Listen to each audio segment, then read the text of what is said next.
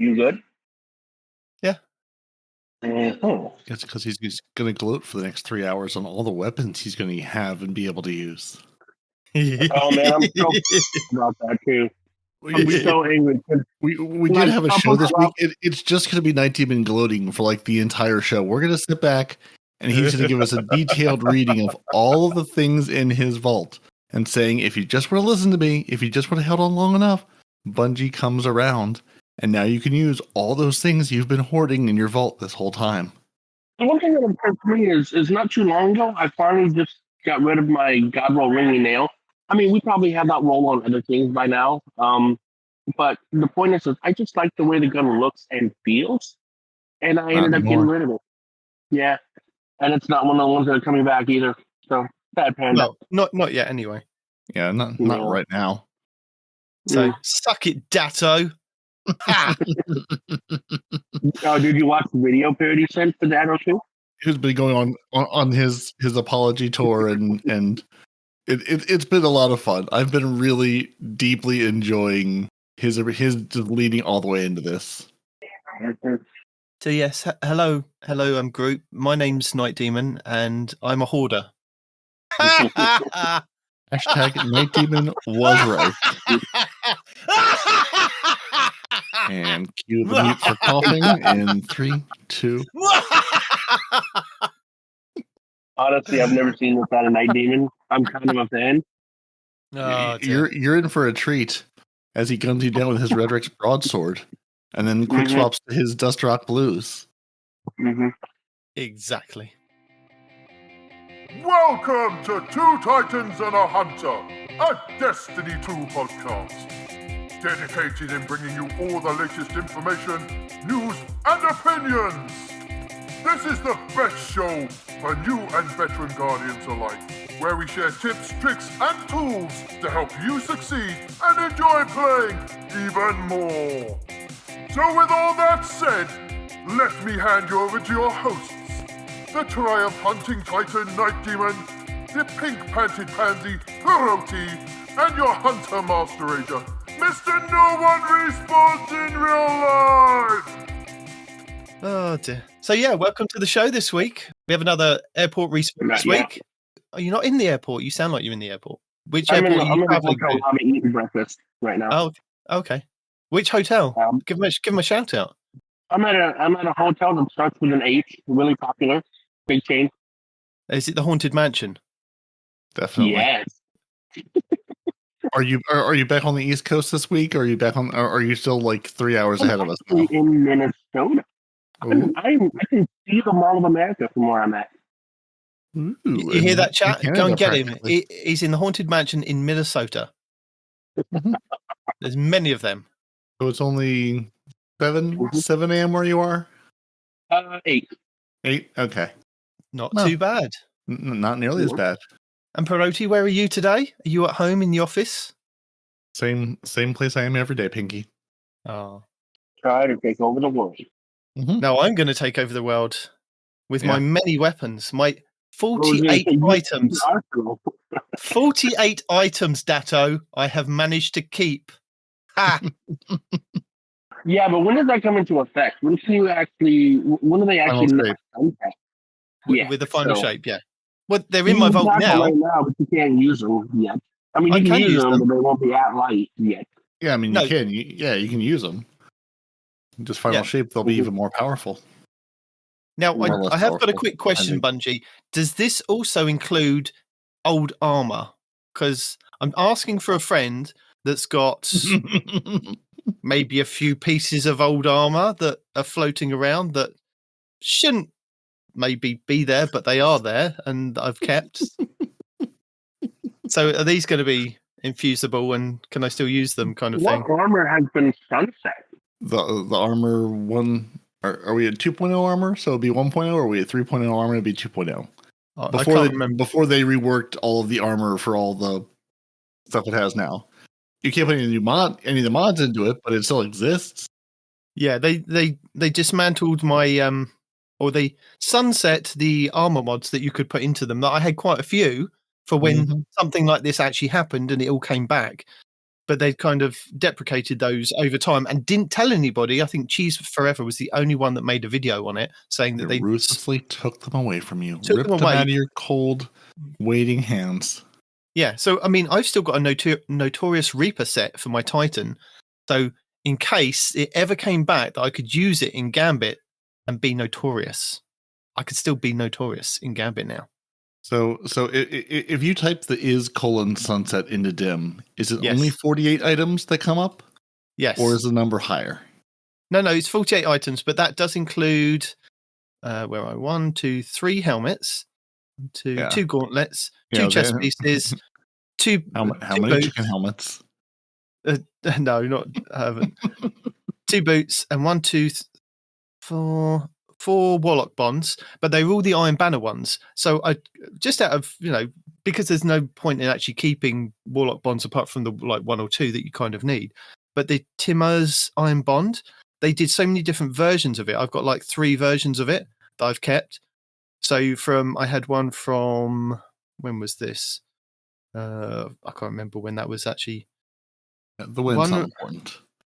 Yeah, one's got the chalice on it, a little cup on it from Callus. The other one's got the Saint 14 bird logo on it, and then I've got a few extra ones that I've I don't know why. Oh yeah, I kept that one because that was another Iron Fellowship. So yeah, I've got 1, 2, 3, 4, 6 class items. So apart from those items, I've got my original Hammerhead, which has Mulligan and Feeding Frenzy. And I know you tuned in this week to listen to me list off all of my unsunset weapons, because this is going to be a thing, as Bungie said, in the TWAB this week, which we'll get to. But one weapon that I do use a lot in Crucible is my Half Dandy, and I swear by it because it is amazing. Because when they changed, I think they changed moving target and dynamic sway, and it works really well. It's a hard-hitting auto rifle with moving target, dynamic sway reductions, and steady rounds on there. But it's got a range of 90 and stability of 35. But when moving target and dynamic sway kick in, it is fantastic. And I use it all the time. One that I didn't get rid of, which was really good, which was the rapid fire frame guiding sight auto rifle, which was from Dead Orbit. That was a really good gun.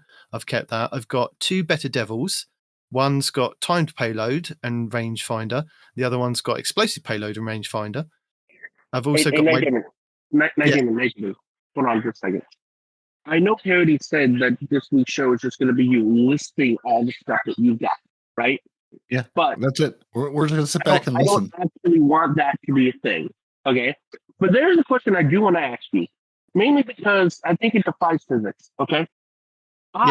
With my vault, I only keep 1 of weapons, and I get rid of all the others if it's craftable, and if I get a better version of a weapon, I will delete the other version. Right? Yeah. I have almost only 1 copy of every weapon. I have no legendary armor for my Warlock or my Titan, except what they're wearing for the build that I think is best for them. Right? Right. Yeah. And both of them are full of weapons to the max, and I still have 599 slots full in my vault. And again, almost everything in there is a 1-up. So, what is your criteria? Because you don't seem to get rid of anything, right? So if your criteria isn't keeping 1 of weapons, then what is it? What do you choose to keep in your vault and still have enough space for the new stuff that is coming out? How does that work? I honestly I don't know. It's just as I go through, and if I'm using something, I'll keep it, or if it's done really well. I mean, but that's not true, because you keep all kinds of stuff you don't use, so that's not even effective. What don't I use? Well, sunset stuff for starters, sunset armor, weapons that you can't use, things like that, right? Well, no, I can still use some of the sunset armor. The sunset armor that I've kept for my hunter had it maxed out the mobility for the hunter, and I think I had. It was the Sovereign set that I kept for some reason, and then the one for the Gambit. But I kept it just in case something like this ever happened, that I could go, I've got this. I wonder if this is going to be available to do X, Y, and Z. Now I can do it and tell you and feed back to you. But, things like, for example, my Dustrock Blues that has been sunset since Forsaken, right? It's got an impact of 70 A range of 95 with snapshot sights and slideways with accurized rounds and a rifled barrel with a ranged masterwork. It's fantastic for normal PvP, and I can use that in Iron Banner because Iron Banner isn't power capped anymore. It's only Trials that I can't use that kind of thing in. And the same with some of the other weapons that I've got. I mean, I've got 2 Redrick's broadswords, which were the pinnacle for the Crucible. One's got... Yeah, I get that. I saw the roll. Yeah, one's got 81 stability with range of 67, and the other one's got range of 70 with stability of 74. And, the other one's got I think one's got range, masterwork, and the other one's got stability. So I've kept them because I can still use them. And the same with the Blast Furnace. I kept that because that was, still viable in PvP. But and are there better versions of those pulse rifles that you can get from Trials right now? I forgot the Trials pulse rifle. Oh, God. Messenger. I have one. Messenger, thank you. Isn't a Messenger just a better version of that? Why not just get a Messenger and delete those entirely? Well, I've got a Messenger. Okay. Is it not better than those? Respawn, don't make him live in a land of ore. He's living in his land of and and taking I'm the and all the way. I'm trying to figure out the physics of how he can keep one-ups and still have vault that he doesn't use, right? Because I don't keep things I don't use. I just have one-ups of everything that I can't get back now, or I won't be able to get the same roll again in the future, right? So how is it that he's able to do that and keep old stuff? He's got to have more than 600 slots. You're assuming there's a rhyme and reason to this madness. No, I think there's a madness to his method, not a method to his madness. Okay, it's the other way around. I'm just trying to figure out, like, what is your criteria for keeping stuff? Like if you deleted something from your vault, what would warrant from you a deletion? Well, I've got several things that are marked for deletion at the moment. Do you want me to tell you, why they're marked for deletion? And not be deleted. Okay, yeah. Well, I've got a recluse that I've earned from Onslaught, which has got surrounded and enlightened action, which I kept because I thought I'll try it and see if it's any good. It isn't, so I'm going to get rid of it. But there's other stuff as well. Do you have another recluse? When you get rid of that one, do you have another one from Onslaught? Or is that your only Onslaught recluse? No, I've got loads. Oh, do you do this? I mean, yeah. Oh, no, I physically want to see his vault. There's no way he's only got 600 slots. This dude has made a deal with the devil or has a dad that works at Bungie. Because there's no way you do this with only 600 slots, dude. There is. What are you doing? No way. No, I want to see your vault. Even if you don't do what Dado does or Dado clears your vault thing, then I still want to see what's in it, right? I want to see how many slots you have. Just do a video. Show us your vault. You know what I mean? Yeah. Because I want to see what's in there. Yeah. Tour down memory lane that is now the future. Because I want to see how he does it. I want to see how Nidedemon's brain was. He's like, oh, I've got tons of everything. I've got something. I've got this. I've got that. I've got that. Oh, you have all of these things, Nitedemon. Because there's a load of things he does not care about and deletes every last one of to keep the things he does care about. With that I'm curious from, what does he not care about? Because I know he plays 3 characters, and Sniper rifles is consistently full. When I only use one exclusively. So yeah, but you use a lot of different. But you use a lot of different things for different situations. Like, I would wager there are very few, say, sniper rifles in his vault. There's probably a sunset one he's got from 1,000 years ago, and it deleted every single one. Just like every succession that drops for me in Onslaught gets deleted. I don't even look at it. Yeah. It does not matter. Like there are entire weapon categories or classes that don't even get a glance. Or maybe if it's an 1810 version, I have an 1800 version. I'll go, okay, I'll use you for infusion fuel, but that's it. There's lots of things that don't even get the opportunity to stick around long enough to be evaluated. Well, I know you got your stuff sorted, Peroty. Your vault is good. I'm worried about him. So what classification of weapon, like Peroty says, do you just flat out delete? There isn't. I thought Peroty was onto something here, man. Come on. Work with me here, Nitedemon. What makes you delete a thing, dude? Not mark for deletion, actually delete. Nothing. No, it's just Yeah, it's just a whatever. Things just flow through the postmaster like water down a river. They just come in. And No. and They get stuck in the postmaster like a dam. Like a beaver's built a big dam, and they just get stuck in there. And then I've got to get rid of that. I also have things. When you look in to see what's disappeared and what's showed up, just because of the influx of new stuff come in, old stuff go out. Well, no, I have things in the postmasters as backstops, so that if I see that they've gone, then I need to panic. And what is your current backstop in your postmaster? Well, so far I've got the I surrender emote, and I've also got the taunt and flaunt emote, which are doubled up because I've already earned those. So they're already in my collection, so I've left them at the postmaster. So when I see that they've gone, I know there's an issue. The Tekken Regalia Strides for my hunter, they're there, and I've got a Breakneck with deconstruction on there. Those are those two. And then on my Warlock, I've got a Terminal Overload key because I'm already filled up in my vault. So yeah, stuff. But the thing is, yeah, I mean, if you've missed the news this week, Bungie are unsunsetting, or I don't know how to put it. Lots of people have said supernovaing, sunrising. We're sunrising. We had a sunset, and now the sun is rising again. Of weapons that they originally sunset to say that these wouldn't be ever brought up to any power, so you can just delete them, which is why Datto went on a kind of streak of helping streamers go through their vaults and deleting stuff. And there's been an outcry on Twitter this week, bless him, Datto. At one point, I think he was trending, wasn't he, on Twitter about... Datto is the final shape. Yeah.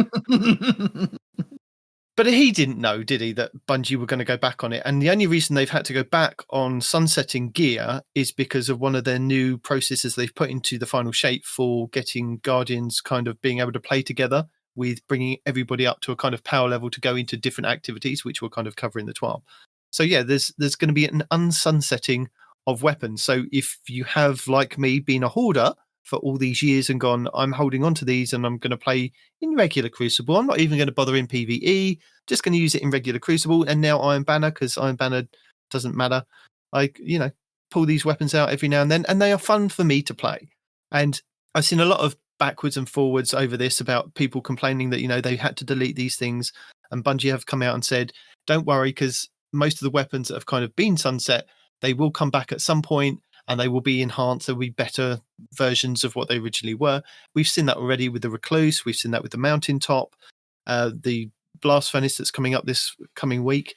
So they are going to be adding weapons back into the thing, and they will have kind of origin traits on them, which will make them better. But there could be some outliers out there. And I think somebody did point out the Mindbender's Ambition, because you could get a Mindbender's Ambition, which was a shotgun, which glowed down the side with all these hive rune symbols. And I do have one, but mine wasn't the god roll. I've got one that had Rampage and Pulse Monitor on it, but I think you could get one with Slideways or Slideways, right? Yeah, or snapshots and Slideways or slide whatever. That one. Yeah, no, you won't know the original god roll. I say original because I don't know what it is now. But you had opening shot because it didn't have a lot of range. It was a high impact with not a lot of range, right? So you wanted the opening shot to really reach out and touch someone, and you did. Then there was something like Slideways or something, which would reload your rounds and give you a little bit more range when you were sliding or something. But yeah, so basically the old god roll was maxing out the range on that bad boy, so you can do horrible things to people in PvP.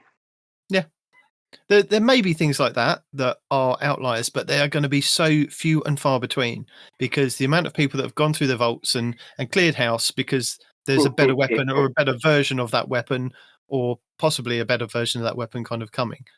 So, I mean, as I was saying, because my weapons I hang on to because I can play with them really well, and I enjoy just playing with them. So. Well, maybe not necessarily a better version, but a different one. And I say that because let's look at the, not the undercurrent, the one that you can get right now on Onslaught, the Wayframe. Yeah, that one.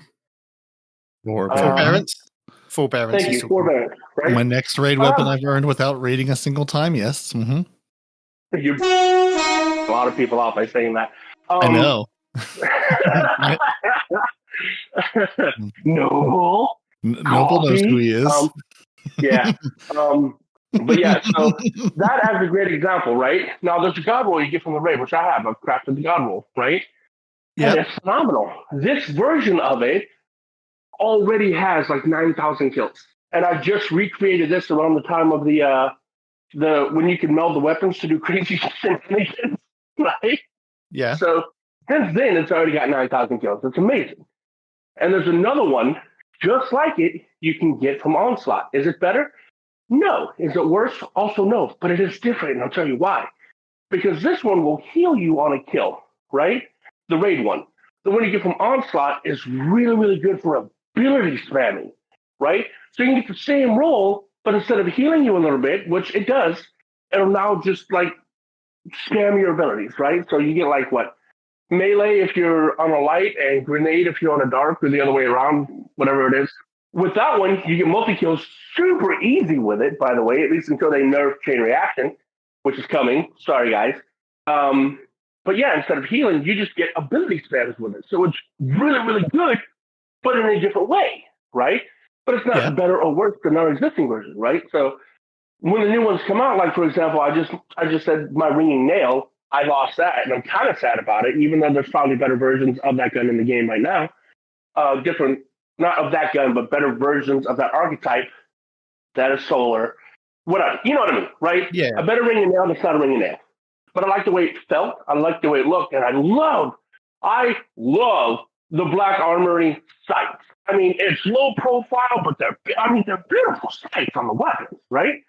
So if I could get another version of that, that'd be great. But if it comes out, it is going to have something the old ringing nail didn't have, which was the that perk that guns have nowadays, the Origin perk. Thank you. The Origin perk. It never had an Origin perk before. Now it will if it comes back. So that I'm looking forward to. So I'm not overly upset about some of the sunset things that I've deleted. And I'm saying this because I don't want you guys to be overly upset about some weapons that you've deleted. Because if they are going to come back, at a minimum, they should still have the old traits they had, hopefully. Maybe some new ones that'll be better as well. But also an origin trait. And that origin trait could make or break the newer versions of the old weapons. So don't panic and don't worry about Nitedemons cackling in the beginning, although it's very entertaining. Don't let them get to you, because those weapons are going to come back and they're probably going to be better than what they were. So you would never have needed to hoard some of these weapons like our benefactor here is doing. Or they'll come back and they'll be garbage because they've all been power crept, or some of them will be good and some of them will be garbage, or they'll be garbage, but you'll still love using them anyway because that's what you love, and none of it matters. I did say hopefully. Use whatever makes you happy. Did say hopefully. Well, at least I thought it. Did I say it? I think I said it. No way to know. No way to go back and check. Yeah, no, it's not possible. So Bungie say about removing power limits from legacy gear says that one problem they encountered when designing the fireteam power was the power limit found on old gear. So the old gear is now going to have to be stepped up so that if anybody was kind of rocking that, then they can kind of, use it. It sounds awfully familiar. Where have I heard this before? Yeah, so if someone had played the game, hasn't played it in the last couple of seasons, has gear at 1600, 1700, whatever, they can come back and not have to do a giant power climb to 1900 to get back into the game. Yeah. And going, we can do a lot of, mathematic acrobatics to make this all work out, or we could just say, it doesn't matter. Bring everything to light. Go play the campaign. Hey, here's a box that gets you to 1810. Now you're all set. Yeah. Yeah, but the thing is it's not just bringing you to 1810. It's also, and this is a big part, whatever character has your highest gear, all characters will get gear at that level dropped. Yeah, that's right. Something that we'll probably cover. But with the removing of the power limit is that if you have that one friend that just grinds out their kind of artifact and is like 20 levels higher than anybody else, and they take them into an activity your power level will be brought up to equivalent of what they are. So it's not necessarily about just bringing up old gear. It's about bringing the people that you're playing with up to power level so that you can go off and enjoy doing the activity. So, I didn't know that. So Respawn can go and no life the game to go be raid ready. Then I can just tag along and not be raid ready. And I'll be all set. I'll be brought to power level. See, I don't have to do any of the work. I can just enjoy the benefit. Just like getting raid weapons. If you wait long enough, they'll just hand them to you. No. Yeah, so Bungie said that they understand that many old power limited items have been dismantled by this point by Datto and his friends, and they regret that they have no recovery mechanism for these. But going forward, they intend to reintroduce sources for most or all of these, updated to the modern Destiny sandbox standards with added proprieties such as origin traits and buildcraft perks, as they start to do with the Brave stuff for Into the Light. So, do they regret? They're like, listen, they're gone. Deal with it. Well, we're still not giving you any more vault space than the meager vault space we're going to give you. Well, they're dead. Listening to be sad. Listening to the other podcasts, and I think they're right that when Bungie first came out and they said that we were going to do sunsetting and X, Y, and Z, and they were going to go down a certain path, that team isn't necessarily the team that are in charge now going forward and taking Destiny into the future. So they've had to kind of go back on it now to bring Destiny up to where it is. So I understand where they're kind of coming from. On the other side of that is that I think it was Tie Guy Travis pointed out on The Last Word, anybody that did kind of follow Bungie and go, yes, I will follow you and I believe you that these weapons will not kind of ever be coming back. It's safe to delete them and dismantle them. They're never going to trust Bungie again because of what they've done now. Again, who here, by show of hands, has ever trusted Bungie? Look, notice, there's nobody raising their hands. The game's been going on for a decade. There's no realistic way you can say, hey, we're going to do this, and that's the way it's going to be forever. I knew, and honestly, I mean, if you're deleting things, you make the calculated risk going, you say this is never going to be a thing. Might it ever be a thing? Maybe. I mean, you take that risk and say, I can hold on to these old things with the hope, or I can make room for new things and enjoy them. Either way. Yeah, but no, what I'm talking about is like, ever since, like, I'm one of the people that lost my faith in Bungie when they said, no more nerfing. Now, I didn't believe them back then, but I wanted to have faith in them. And then they broke my heart less than a month into it. Sure. No, you can never trust these guys, gals, everything in between. Who knows, right? Yeah. So, as we've kind of started talking about it, this week at Bungie for the 25th of April. So this week they've got some updates to share about power levels. And have you seen the latest trailer? Because we saw the latest trailer. I did see the latest trailer. The next day when I woke up, and all the content creators were panicking that it was dropped at, I think it was about 8:30 in the evening for you guys in America. Yeah. I woke up to like TikTok and things are like, that looks like a Destiny trailer. What's going on? What? Something new. Went to YouTube and watched it properly. I was like, oh yeah, that's interesting. That's okay. I couldn't figure out why I had I watched all the I watched all the Destiny videos in my YouTube subs, and then all of a sudden I had 20 more videos. Like the next morning, I'm going, where did these all come from? Because Bungie dropped a trailer in 17 languages. So it's like, oh, here's all of them. Yeah. Apparently, it was something to do with Sony Japan, that they dropped it at the wrong time. Time zones, as we say. Time zones are tricky. I still want to know what the difference between the UK, the US, and the Australian versions are, other than changing the date formats. Because it's all the same. Do they have Australian and Bungie actors doing any other too? No, I never even thought about that. No, it's still just seamless, right? Those three things, the trailers are exactly the same. They just switch the date formats around depending on which country uses which date format. Now, obviously, the other trailers are in other languages, evidenced by the the thumbnails having words I can't read. But I was just like, I understand having one localized each country. Literacy a problem for you, no matter what language it's in. Well, I mean, some of them are easier to read than others. Easier, I think, is a better phrase to use there, buddy. And I'm not slamming him. I'm a part of that change, but it's just because I'm a Titan in real life. That's why I play 100 video games. I also cannot read. Anyway, but yeah, so it came out before Cade 6. Loving the trailer, but like Cade is somber, dude. Like I'm not used to hearing Cade as other than as happy-go-lucky. I'm gonna go do something stupid. Cade, you know, he's genuinely upset that his quote paradise is now being corrupted, and like there's creepy hands everywhere.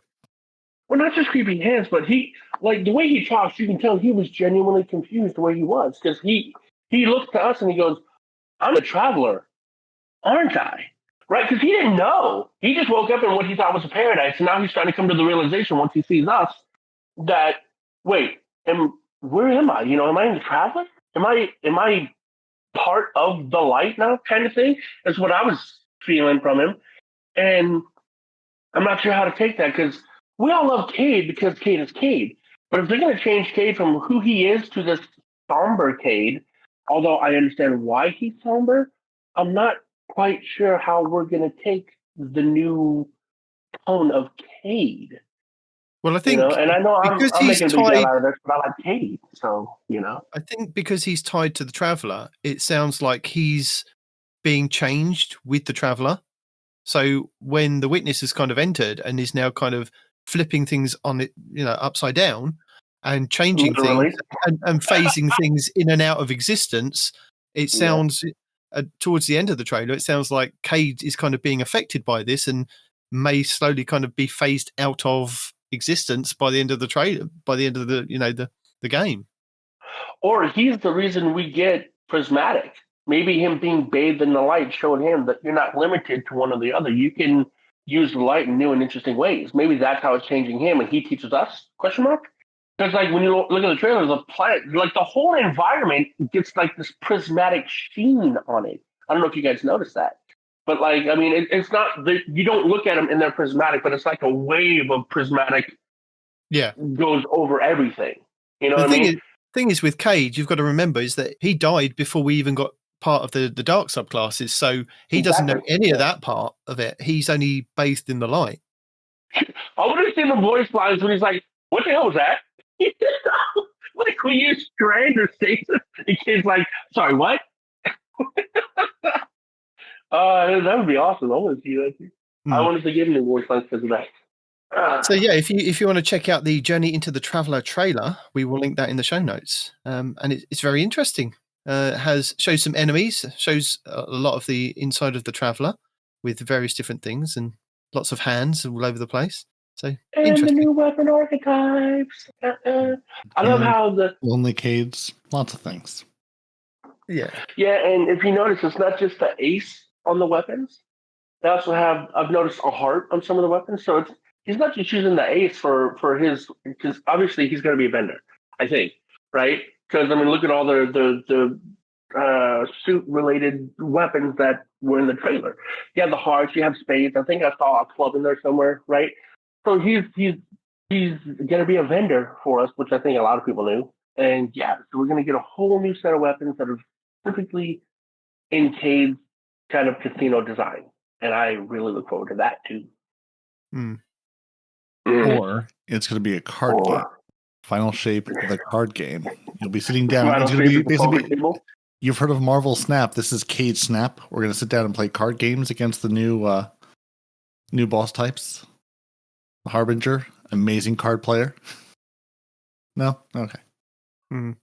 But Noble's yelling at me. I was replying to Noble. Sorry.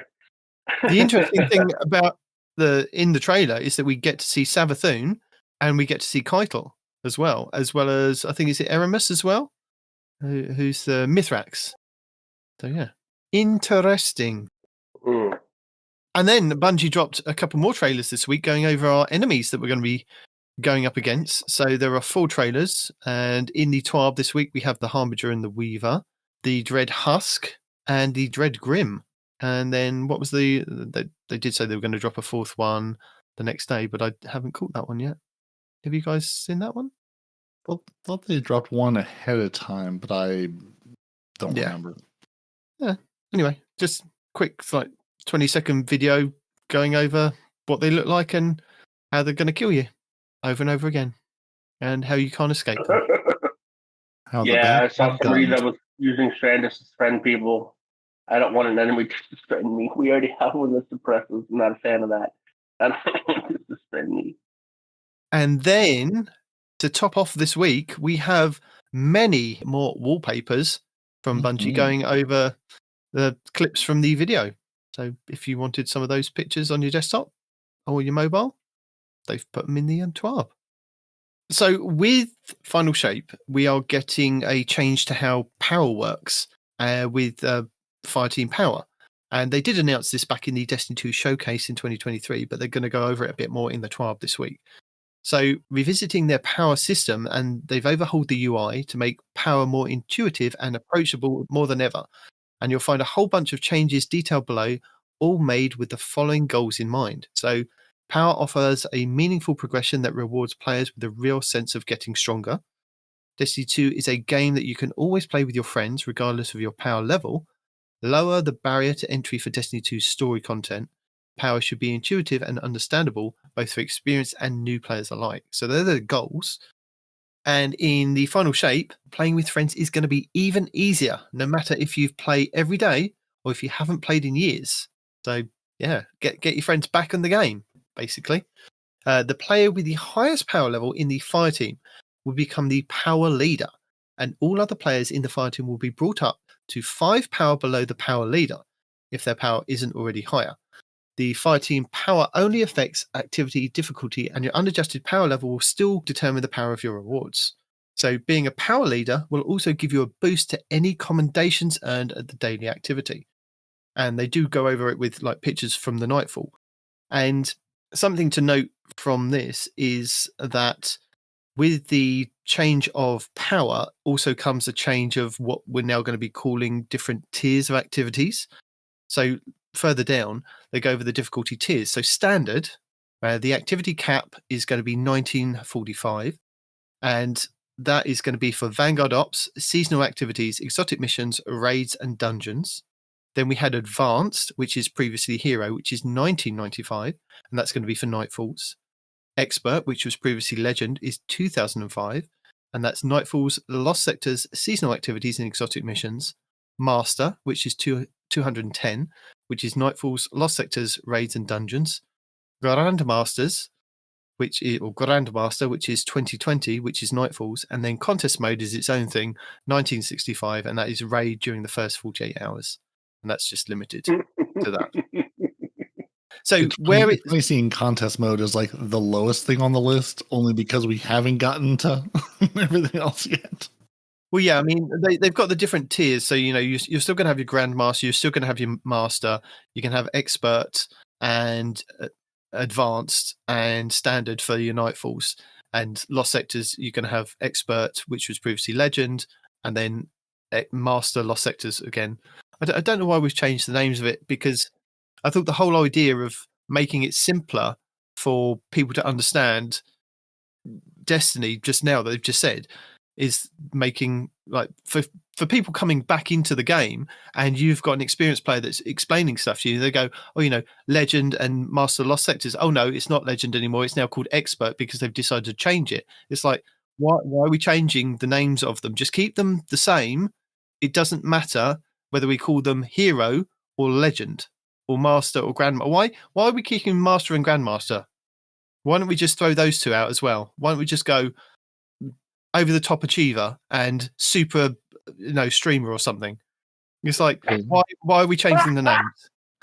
Because some variables were easier to overwrite and some variables were not. Who knows? Yeah, but there's part of me that's happy about this, so you can date content that you see or read on the internet and go, oh, they refer to the Nightfalls as this, so this is very, very old. It may not be accurate. This is talking about Expert. Okay, so this might actually tell me how to get the weapon I'm trying to get because it's in this year of Destiny. So there's part of me that's happy about, you know, just the name changes going, okay, if I'm reading an article, I can try to date, is this still valid? Is this still the way to acquire this weapon or do this exotic mission? Or is this what I meant to be doing? Or is this 8 years old and I'm going, yeah, I could do this, but I'm not going to be able to follow what you're telling me to do here. Yeah, but who's going to do that? Because I mean, look how many streamers still call it a TWAB, right? We still call it a TWAB. It's Legend Everyone, or it's Grandmaster. I mean, it's a TWAB. It's a TWAB now and forever. There is no marathon. It's only a TWAB. Exactly. So what's going to stop the streamers from referring to Grandmasters as Grandmasters, like it's always been, or a master, whatever. Oh, get out of here. Because it's still a Grandmaster. That's why. I mean, nothing realistically, because it's still a Grandmaster. It's not changing. Exactly. So, yeah, I don't think I like your theory, but I don't think it's feasible with streamers not wanting to give up how they call things, us included. By the way. Well, I mean, when people are making content, they're going to call the thing what it is in the game, or people will be very confused. Streamers, really? We make content, and we don't call it what it is. We might do. We might. Anyway, yeah. So with the Fire Team power is nice. So like, in the examples I have, if like, I've been working all week, I'm just getting on. I'm at 1950. My other buddy's 1950. But then I go to Nitedemon, who's been playing this game mindlessly all week, and he's at 2000, 2000 already. We can join him and do some 2005 level content. It'll bring us lowly 1950s up to that 2000 level. We can go play the content basically at light level. We'll be that 5 power back. Our rewards will still drop at, as if we were 1950, but we will not be as weak as we would feel at 1950 in the activity. So you can still go do the hard level content, still get drops. The drops will just be a lower light level, low power level. Again, calling things what they aren't anymore. You'll still get things. You can then infuse them into something powerful when you get there. So you can still do that end game activity. You can still do that harder content with your friends. Still get rewards from it. You just have to level it up once you get to where their level is, which is a really nice change because over the years, I've spent a lot of time either being the guy drug up by others or dragging other people through content going, this is going to suck. You're going to really hate this because you can't do any damage. You're just there to get this clear, to get a drop to try to get higher levels. You hide in the corner and you be our kind of rally point for when we die and we have to spawn back in. Exactly. And now you can do that, but actually contribute. Oh, wait. You will be cleared by ads, different skill set. Yes. So also with this, the power bands are actually changing with the final shape. So the soft cap will only require 40 power to reach, from the usual 150. So this change allows the new light enough time to get familiar with the core of Destiny's gear power system before stepping back into the broader game without holding them back. So the soft cap. Are you going to explain to the new lights what light level is, Bungie? Maybe. So okay, you need just what's light level. What's the light level? The light level. The light level for the final shape is going to be a power floor of 1900. So when everybody logs in, we're all going to be brought up. Everything in your vault is going to be touched with light up to 1900. So they've done this before. They've done this before a couple of times that, you log in and then everything in your vault is brought up to a certain power level. And then you then have to infuse it up even further if you kind of want to go even further with like your powerful caps and your hard caps and things like that. So everything in your vault, your character, when you log in for the final shape, is going to be brought up to 1900. The soft cap is going to be 1940. And then the powerful cap is going to be 1990. And the hard cap, which is the pinnacle cap, is going to be 2000. Well, why bring us all up to 1900 instead of just making the cap, I don't know, 1900? We go from 1810 to 1900. Look, we want to finish on 2000. We want to finish on 2000 for Destiny 2, 3000 for Destiny 3. Okay, just go with the math on this. Okay. I mean, if this is a swan song, which I think it is, I feel like this is their death throes, and they're just throwing everything out to try to survive, right? So if that is what this is, like I think it is, then why not finish on a note like the year that Destiny ends will be 2025 or something like that. You finish with the light level 2025 or whatever. No, they've experimented for this whole year of not having us grind any power level. We've all been at 1800 or 1810 for at least a year now. We're going to grind. We're just going to grind from 1900 to 2000 instead of from 1810 to 1900. The grind is still there. What are you talking about? Well, no, I mean, it's not going to be as much of a grind as it was before. And like we said last week, if you play through the campaign on Legend difficulty, like they've done with the last couple of campaigns, you'll be rewarded. You'll be rewarded with an entire gear set at 1960, and that's plus 20 into the powerful band. So this gives you a great advantage in the contest mode at 1965 power in the raid 3 days later. So, yeah, but you have like to we follow said, the legendary. you don't have to solo it. You don't. Didn't you have to solo it last time? No, you just have to complete it on No, Legendary. you just have to complete it. There was no solo requirement. If Then you why did I soloed have it, to solo it? Oh, one of y'all made me or bet me or something. no, I think that solo it for some reason. I think there was emblems and things available for it and achievements for doing it on solo Legendary. Yeah, there's other stuff you could do, but yeah, no, you did. Yeah, it was not a requirement to do at all. No, you can still go in there with your fire team, and it has been clarified on Twitter, and I can't remember who it was. And it's been told so many times over like various different TWABs, we are still getting an artifact. People were saying, we're not going to get an artifact. We are getting an artifact. And I don't know if you guys remember when they went over the artifact for the final shape, they said it will give us like what we've got now with like 25 slots to pick and choose from. And then as we kind of progress through the episodes coming up, they will add max out the slots or whatever.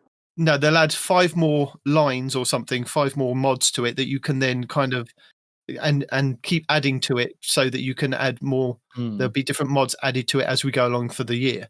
So we are still getting an artifact, which you will still be able to get your power up by.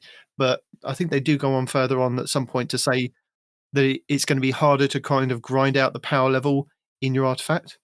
So with that said, you will still be able to kind of day one, go in and play the game, play the legendary campaign, get yourself up to 1960, and then whatever kind of power you've added to your artifact may get you up to 1965 power for the raid 3 days later. So it's not going to be as much of a grind as it was before, which is really cool. Yeah, they're going to make it much clearer with what's enabled, what's disabled. So they're going to make it easier to understand so you can enjoy the story and the free roam content at any level. Activity will be divided into 2 categories: power disabled, power enabled. So, power disabled, everything plays the same for everyone. Power level absolutely does not matter, doesn't make a difference on what you're doing. And, so you can't underlevel, you can't overlevel. These activities are going to be the same difficulty no matter what you go into them as. Cool. So power disabled activities include the campaigns, both your normal and legendary, seasonal story missions, free roam destinations, Crucible, and some legacy content. Power enabled activities, by comparison, is where you'll grow stronger by improving your power, and if you go in underpowered, you will not be able to do as damage and not feel strong. They each have activity power caps or power level where you will have achieved your maximum effectiveness. And they've improved the UI to show you exactly what those are going to be. Enemies will have a set feel of how tough they are, even at the caps, but you'll notice yourself getting stronger as your power level grows. Power-enabled activities include your Vanguard playlist, Nightfalls, seasonal activities, exotic mission rotators, Trials of Osiris, raids, and dungeons. For Trials of Osiris, everyone will be 25 power level over you, or at least that's how it will feel. Yeah, so again, it's nice to see them finally putting UI things in the game where, and they have a bunch of screenshots saying, hey, your power is matched to this activity. Active activity power disabled. Right there in nice, big, bold letters. So you're not trying to guess and see what it is. And they have a Vanguard Ops screenshot here of, where it says, hey, your activity power cap is reached at 1945. Your combatant difficulty is, 2 icons out of 4 icons. Hold this button to see your challenges. So, all the things that require less guessing in the game is always good. So it'll tell you, hey, the power cap is this. The power cap on this playlist is 1945. You can go up to higher than you want. It's not going to do you any good, though. So if you're at 2000 and your buddy's at 1950, you're good. Or if you've got someone at 1940 going, hey, if you can get 5 more power, you can be at the cap, and that's as strong as you're going to get. So, there's mining and maxing you can do, because, Destiny has always been about make number go up as high as possible. It's nice to be able to say, yeah, make it go up as high as possible, but it's not going to matter beyond this number for this. So again, just putting the UI into the game to make it easier to understand versus going, hey, is this activity enabled? Hey, an Iron Banner, do I need to care about my light or do I not need to care about my light? Is this power here or is the power not there? So again, just, things I wish we would have seen many, many seasons ago, but at least we're getting them now. It's coming now, before we get to Destiny 3. Yep. So speaking of artifact, the artifact bonus power. So the way you earn bonus power from this season artifact is staying the same at its core, but they've rebalanced it to make it better and often meaningful and rewarding progress given the other upcoming changes. With the additional time offered by each episode, they've increased the number of weeks with seasonal challenges, and they will also be receiving a buff to their XP rewards. Given this, Bungie need to make some more adjustments to the XP requirements for the artifact bonus power levels, and their goal for the rebalancing, where the actively engaged players could attain similar artifact levels achieved by the end of an episode, and that artifact power remains a rewarding pursuit throughout. And one of my favorite changes, account-wide power. Titan, Hunter, Warlock, most of us just play primarily one of those. But what if you didn't have to work so hard in different classes to Greaves, Stride, all the different classes, Greaves, Strides, or Boots? Which basically all this is going to mean is starting in the final shape, your gear reward you earn on one character will drop with power relative to the highest power character on your account. So level up the power of your Hunter when you switch over to your Titan or Warlock. The gear rewards you earn will be around your Hunter's level. The exact power will still depend on the source, but the power you earn on one character will positively influence the rewards on the other characters. So in the past, it's been, hey, go run through the campaign on one character. Get the highest level weapons you can. Take those weapons. Put them on the other character. Run that character through. Get slightly higher ones. Put them on third character. Run that character through. Now it's just go do it once. Even if your Hunter is holding all your high power gear, switch to your Warlock. Go and do the same thing. That gear is basically going to drop as if you had put that equipment on the Warlock. Now again, if you're doing a campaign or something, harder content, you'll probably want to drag those weapons over anyway because they'll be a little bit higher power, do a little bit more damage. But you don't have to. If you just have the things, you don't have to, play the swappy game and then try to get the armor. And this is what we've wanted forever. This is why my Hunter is sitting at 1600, because I'm not going to do the stupid race and the hours of grinding just to get to a power level. No. So this is a wonderful change. I still think that's still going to be a thing, isn't it, though? You start with the if you're going to do the raid or something like that needs that power level, you're going to start with the character that you don't want to use first. So say I go on my Hunter first, I level them up, go through the campaign, and then swap over to my Warlock, and then my Warlock has got that power bump increase slightly to then go even further, and then I've taken him to the whatever I can kind of do for that week, and then I move on to the Titan, and then I get the Titan through. And I'm wondering if you do the kind of legendary campaign difficulty on all three characters and swap at each time, does it push you past the gear cap of 1960 and put you higher up to near the powerful cap? Because I vaguely remember doing the legendary campaign the Lightfall, I think it was, and where I'd kind of leveled up my Titan and then I was taking the other two through, I was slowly getting gear that was even higher than what I was originally getting. So I'm not sure if it's going to be capped at the 1960 for each character and then having to go off and do otherworldly stuff will get you higher, or you will be able to kind of do legendary campaign X, Y, and Z, then swap over to another character, legendary campaign X, Y, and Z, swap over to your last character X, Y, and Z, and they will kind of be, possibly 1990, 2000 by the time that the raid drops 3 days later, depending on how much you're going to play. But it doesn't matter because contest mode is involved and it brings you back down to 1965. So I don't know. It just depends, doesn't it, on how they've kind of worked it out. Yeah, there's reading we could do into saying, oh, well, you're going to get this 1960 level gear. Now, is that the hard cap? It's always going to be 1960, or can it be higher when you finish the legendary campaign? Again, we'll have to find out in June. And they do go on to say, because power, the cross character power progression is now intrinsic to the game. They're no longer going to sell the power boosts. They will, however, just continue to sell the campaign skips for all characters. So if you, I don't even remember the value of doing the campaign skip. Like once you've done it once, you can skip it. Yes, you have to do it once. You can then pay. No, you have to pay, don't you, to skip it? Right. Yeah. And that's what they're saying is you'll no longer be able to pay to get your power boosted because you don't need to if you're playing at all. And the campaign skips will still be a thing. So yeah, they're like, go play your 3 characters or continue to still not because there's only so many vault spaces and hours in the day. And then speaking about kind of hopping on different characters and kind of trying to work out what on the director is a powerful, what is a pinnacle, what is kind of just X, Y, and Z to kind of level out your character to get them to the max power level. They finally made some improvements to the power of rewards. So for some time now, select activities such as ritual playlists have had a chance of dropping a powerful reward with +1 power for players between the soft cap and the powerful cap. In the final shape, they're extending this beyond those select activities to just about every reward source in Destiny 2. So this change will help players gradually reach the powerful cap no matter what activity they choose to play. So you aren't limited to just playing the weekly available powerful rewards. Additionally, they're improving the power of reward you purchase from vendors and collections. So items purchased from vendors will now drop no lower than 3 below your highest possible power, and items reacquired from collections will now drop at 5 below instead of all the way down to like 1600 as it is now. So less to infuse, I kind of guess. But the thing is, and as I've said this, and a lot of other podcasts and other content creators have said this, if we are at the power cap or at the pinnacle cap, and I've deleted it out of my vault to make space for the other guns and things, then if I'm pulling it back out from collections and the game sees me as all my characters are at the powerful cap, why can't I pull that out of collections at the powerful cap? Why do I then need to pull it out? And if I need to infuse it to kind of do like a Grand Master, why then do I need to infuse it up? It makes no sense.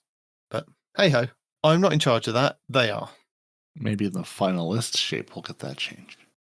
Yeah. Are you ready to battle in the Pantheon? Because I'm not. I'm too scared. I'm ready. Am I going to be successful? Well, that's another question entirely. But next Tuesday, Guardians will have a chance to face something they've never done before. The Pantheon will unfold starting on April 30th with 4 of the toughest bosses you've ever faced. The challenge will escalate over the coming weeks until you have to defeat 8 bosses in a row. You can read more details in the April 11th TWAB, and really, there was very little detail in there too, basically saying, it's a thing, it's coming. Yeah, or you could watch our video, which is on YouTube. Ooh. I made a video going over all the information. So we've got the bosses, the list of bosses, the achievements, the triumphs, the title, the rewards. The rewards are quite nice. So it's worth going in and checking out our video. Definitely is, because I need to do that because I'm going, I would like to do this. I'm afraid, but I believe I can craft my way into success. They never need a reason to come watch our videos. Just watch the videos, okay? Nitedemon doesn't need to give you a reason. You're part of the army. Just go do the thing like you're told. Okay. Well, I would like to say at this point, I'd like to thank everybody that has kind of watched our videos, tuned into our stuff that we kind of do. And it's really appreciative that we're getting so many more views now. Do appreciate it. Thank you. Good content, rewarded by good views. Yeah. So there's also going to be a contest between creators. Two sets of creators that are going to compete through 4 weeks of challenges, and whoever has the most points will be crowned the winner. So Team Clyde is going to be Clyde as the captain. Yeah. I was like, Clyde's a captain with letters in front of that I don't know how to pronounce. With above Astacross, Ifrostbolt, Lena Lane, and CBG Gray. And then Team Sweat is going to be captained by Swetsicle, with Evan F 1997, Pure Chill, Benny, Yellow's Light, and Sneaky Beaver. Ooh, and apparently that Beaver. Very sneaky. And Pika Peach will be hosting the play-by-play, providing the post-competition coverage, as well as keeping score between the two teams. Don't miss it. Only thing they don't tell us is where should we be going to watch this? Am I going to Clyde or Swetsicle's channel to see their streams? I guess so. Where Bungie should I be going to watch this challenge? So somewhere this challenge will be happening, and that I assume someone will tell us when we get closer to time, because they didn't. Now, something that they did do this week, and thank you, because it must be a Bungie employee that listens to this show. I do thank you for listing the stuff this week on that flash up that we get on the Friday of what Iron Banner we are getting next week. It's going to be Iron Banner Tribute. Do we believe them, though? Well, possibly. They actually, it was Iron Banner, Tribute. And I was like, they've listened to the show. They know the struggles that I go through of like, it could be any Iron Banner, Control, and then something else, whichever Bungie kind of pick. Just, It's a line in the blog. That's all you need to put, and they let us know. So thank you very much for that as well. But they still didn't put it in the TWAB? Look, it doesn't matter, because what they did tell you in the TWAB is this is going to be the final Iron Banner of this season. And this will be your last chance to get your Tusk of the Ball with the deconstruction perk if you need it. That is everybody's recommended. And you need it. Trust me, you need it. You don't need it. It's a good one to have. You need it. Remember Nidedemon's cackling at the beginning of the show? That was me playing Onslaught with the Tusk of the Boar and Deconstruct, infinitely reloading forever and murdering everything. You need it. Okay, maybe you do need it. And then you also get your CCX, your Multimax CCX, and those perks will be enhanceable on those two weapons in the final shape. So, and there is a list of items that are going to be unavailable at the end of this Iron Banner. Well, they say unavailable, which makes no sense because you still be able to go to Saladin and go, have you got that old stuff from previous seasons? Oh, yes, you've got a reward track that says you can purchase this by throwing engrams at you. It costs a lot more engrams to go and get it from his old stuff, but leaving the loophole is the Solar Adaptive Frame Pulse Rifle, Jorm's Claw, the Kinetic Aggressive Frame Sniper Rifle, Bite of the Fox, the Strand Adaptive Frame Fusion Rifle, Pressurized Precision, and the Void Rapid Fire Frame Heavy Grenade Launcher, Swarm of the Raven. That's what's leaving. And I'm telling you things like this now, but maybe if I just drop in This Week in Destiny, you could listen to me, hopefully in under 3 minutes, tell you all the stuff that's next week. Yeah, I think you should do that right about here. Okay. This is your weekly rundown of Season 23, Week 23, Season of the Wish. Available from April 30th until June 3rd, Pantheon is Destiny 2's new limited time event PvE challenge, where you will have to face down a gauntlet of Destiny 2's raid bosses, which escalate in the number of bosses, difficulty, and rewards each week. This week's final two focusable weapons for the Brave Arsenal are, from Season 5, Season of the Forge, the Kinetic Aggressive Frame Pulse Rifle, Blast Furnace, and from Season 4, Fabled Ranking Competitive, the Solar Position Frame Hand Cannon, Luna's Howl. Plus, this week sees the return of Iron Banner Tribute in the 6v6 playlist, with the Kinetic Submachine Gun Multimax CCX, and the Strand Grenade Launcher Tusk of the Boar. Leaving the loophole, the Solar Adaptive Frame Pulse Rifle, Jorm's Claw, the Kinetic Aggressive Frame Sniper Rifle, Bite of the Fox, the Strand Adaptive Frame Fusion Rifle, Pressurized Precision, and the Void Rapid Fire Frame Heavy Grenade Launcher, Swarm of the Raven. For our Legacy rotation, the Dreaming City this week is at a weak curse level. Petrovenge will be in the Strand with the Broken Courier mission. The Blind World features Scorn Enemies and the Plagues, Sicarus and Varicus. The Ascendant Challenge will be the Forfeit Shrine over in the Gons of Vasilia. On the Moon, the weekly story mission is Beyond. The Trove Guardian and the Wandering Nightmare, the Fallen Council, are both located in Archer's Line. Nightmare hunts Sidron, Servitude, Tanix, Isolation, and Scolus, Pride. On Europa this week, Credis, the Dark Priestess, will be the Empire Hunt, Eventide Runes will be the Eclipse Zone, and the Exo Challenge will be Survival. Days of Eternity legendary rounds are Vex, Cabal, and Crota. The Scatterhorn armor set and the Perfectus armor set will be available in Days of Eternity with Weapon Set 2. Scathelock, Extraordinary Rendition, Blast Attacks, Threaded Needle, Code Duello, Imperial Needle, Far Future, Honor's Edge, Distant Tumulus, Interference 6, Shepherd's Watch, and Annual Skate. The Witch Queen Weekly Story Mission is The Arrival, Altar of Reflection's Choice, and Altar of Reflection's Pact. The Lightfall Weekly Mission is Downfall, the Partition Mission will be Backdoor, and the Vex Incursion will be Zephyr Concourse. The Crota's End Raid Challenge this week is the first encounter Into the Abyss, called Conservation of Energy. The Root of Nightmares Raid Challenge this week is the second encounter, Scission, called Crossfire. The Kingsfall Raid Challenge this week is the fifth encounter, Oryx, called Hands Off. The Vow the Disciple Challenge this week is the third encounter, the Upender, called Defenses Down. The Vault of Glass Raid Challenge this week is the first encounter, Confluxes, called Wait For It. The Deepstone Crypt Challenge this week is the first encounter, Crypt Security, called Red Rover. And the Last Wish Raid Challenge this week is the fifth encounter, Riven, called Strength of Memory. The Pinnacle Raid will be the Gun of Salvation over on the Moon, with all challenges being available for each encounter. And the Exotic Trace Rifle Divinity being the Raid Quest Exotic. The Pinnacle Dungeon will be the Spire of the Watcher over on the Throne World. And the Exotic Mission Rotator will be Presage, with the Dead Man's Tale Exotic Scout Rifle being the main reward. The Season of the Haunted and Opulent Weapon sets, plus the Eidolon Pursuant armor set. And the Exotic Mission, the Whisper, available over in the Interlight node. Lost Sectors, Tuesday, Aphelios Rest on the Dreaming City for exotic boots. Wednesday, Bowed Round Wishes on the Dreaming City for exotic gauntlets. Thursday, Chamber of Starlight on the Dreaming City for exotic chests. Friday, Perdition on Europa for exotic helmets. Saturday, Bunker E15 on Europa for exotic boots. Sunday, Concealed Void on Europa for exotic gauntlets. and Monday Thriller join on Neptune for exotic chess. Also, this week's weapon rotation will start on set 3 on Tuesday's reset. Our 23rd feature, Nightfall, will see us face off against Sadia in the Corrupted, with the Wildstar grenade launcher being the featured weapon. Clash will be in the Party Relentless playlist, Showdown in the 3v3 playlist, and new game mode Hardware Supremacy in Crucible Labs, with bonus Gambit ranks all week long. As a reminder, we still have Riven's Wishes and Moments of Triumph 2023. Plus, don't forget to collect your free pile of 700 Bright Dust from the Eververse store this week. And that's it for the 23rd week of Season of the Wish. And that's what's happening next week. And just as a reminder, just a doubly triple reminder, if for some reason you're still looking for your Tusk of the Boar and Multi-Mock CCX, if you just didn't get them to drop from the last Iron Banner, or for some reason didn't play to get them to drop, they did increase the drop rate significantly for players who have not yet acquired them. So if you do not have one to focus, to throw your engrams in, they're going to make sure you get one in this Iron Banner. So you should go play and get them, because then you'll be happier. Deconstructing everything with lovely little waves of Strand. Mm. And you remember me cackling at the beginning of this podcast, and I was cackling about my hardware that I've saved in my vault going so forward. Much hardware. Hardware is coming to Crucible Labs. Ooh, what is hardware? Why should I be excited about this? Because hardware is all about your hardware. No abilities, just weapons. None. And it's going to be hardware supremacy. So you shoot the lads, you pick up the stuff, and that's it. That's all that counts.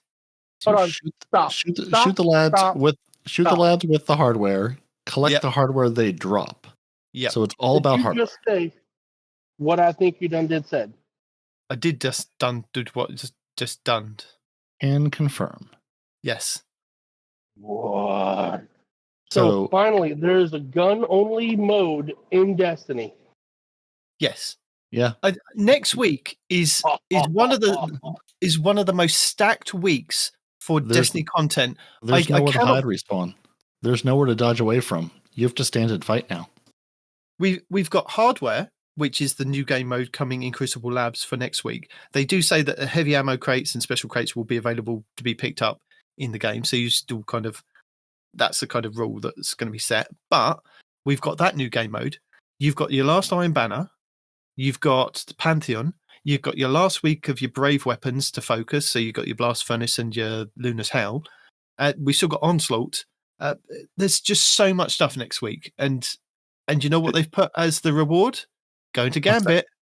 Go into Gambit and you'll get bonus rewards in Gambit or bonus ranks in Gambit. It's like, that didn't kind of synchronize up, did it, that much this week? The one thing that we've concentrated on so much as a game over these last couple of years, go play Gambit? Yeah, no. No one's going to do that because Onslaught is a better Gambit. The end. Done. Maybe they should now change it to Onslaught/Gambit. But they can't do ranks. Maybe it should be Onslaught/Gambit rewards. They should just put Onslaught in the Gambit playlist because it's the same thing. It's just a horde mode. Only instead of other players invading. Gambit, though.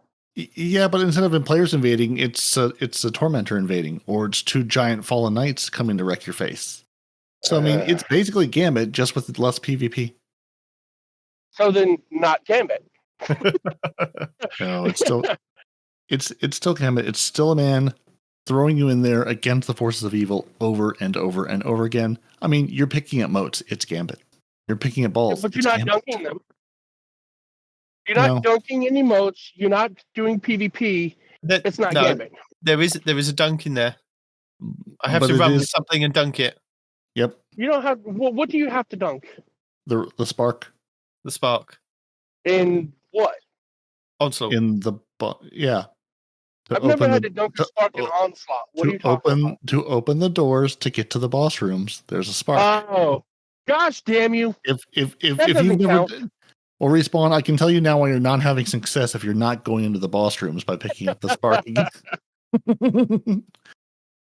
It's just, I mean, we have all the PvP elements. We have the PvP man yelling at us. We have things we're supposed to pick up. We have a literal PvP game mode. It's Gambit, just without other players coming in to destroy us. That's it. Speaking of PvP men, right? I want to apologize to my Titans out there. Because I always talk about how much I respect Shax as the only Titan. And to some degree, Stain 14, right? That order is incorrect. I know. But it was brought to my attention today via Peroty some of State 14's other exploits, right? And there's a video from Bife that shows that Saint 14 repeatedly 1v1 Savathun and won. He forced her ghost to resurrect her so he could then fight her and beat her again. Now, why would Saint 14? Some of you already know why. Others of you don't. So Saint 14, his lover is Osiris, right? And Osiris lost his light and was basically taken over by Savathun for a couple of seasons. That really makes him upsetty spaghetti. So ergo, Saint 14, because of his love for Osiris, 1v1's a hive god and wins repeatedly. So in her own throne world. Went into her house, said, I am here for revenge, and said, I am going to beat you down over and over and over again. Yes. So, like I said, I just want to apologize to my Titans out there because I respect heavily two Titans. It's none of you, but I do respect and admire two Titans out there. So, there you go. And his perfect paradox shotgun is coming back in the final shape, so you too can brutally murder a hive god in their own throne world over and over and over again. Well, some of you might 1v1 but yeah. So I mean, while we're talking about 1v1ing, so our hardware modifier, it disables all your abilities, including movement abilities like your dodge and your Icarus dash. So you can still use your powered jumps. So I mean, when we mean all abilities, we mean all the abilities. You can jump, you can run, you can fight, you can, I presume, slide. That's it. You can collect heavy and special from ammo crates. So you're going to need those crates. And, as with all the things there, this is in Crucible Labs. They're going to be watching the gameplay, taking notes on things. So if this is a thing you're interested in, go play it. If it's not, then don't. But it'll be interesting to see, how, everyone loves the gunplay of Destiny. This is just that. Gunplay, no abilities, no running, just standing and delivering. Does anybody know if our double jumps, our glides, or our whatever the hell Titans do count as an ability? Like, can Hunters not double or triple jump? Can Warlocks not glide? Can Titans not? The powered it does say the power. It does say the powered jumps are there. So yes, you'll still be able to jump, but no, like again, no dodging, no Icarus dashing, and I presume no shoulder charging because that's an ability. It basically those 3 bars you got to fill up. You can't use those. Grenade, powered melee, and class ability. No rift, no dodge, no wall, running, jumping, shooting. That's it. I love it. I freaking love it. You know what you also love? Cosplay Cosmodrome is back. You guys? Yeah. Wait, what? That too. No, I didn't hear you. I said you guys, and then I didn't hear what you said. Said yeah. And Cosplay Cosmodrome, it's back. And there's an entire article about it with lots and lots of good details. So if you're interested in making things and being amazing, their lineup of cosplayers is top notch, and you can meet them in the entire article they published. Cosplay. I thought you said crossplay Cosmodrome. I'm like, what the hell is that? No, okay.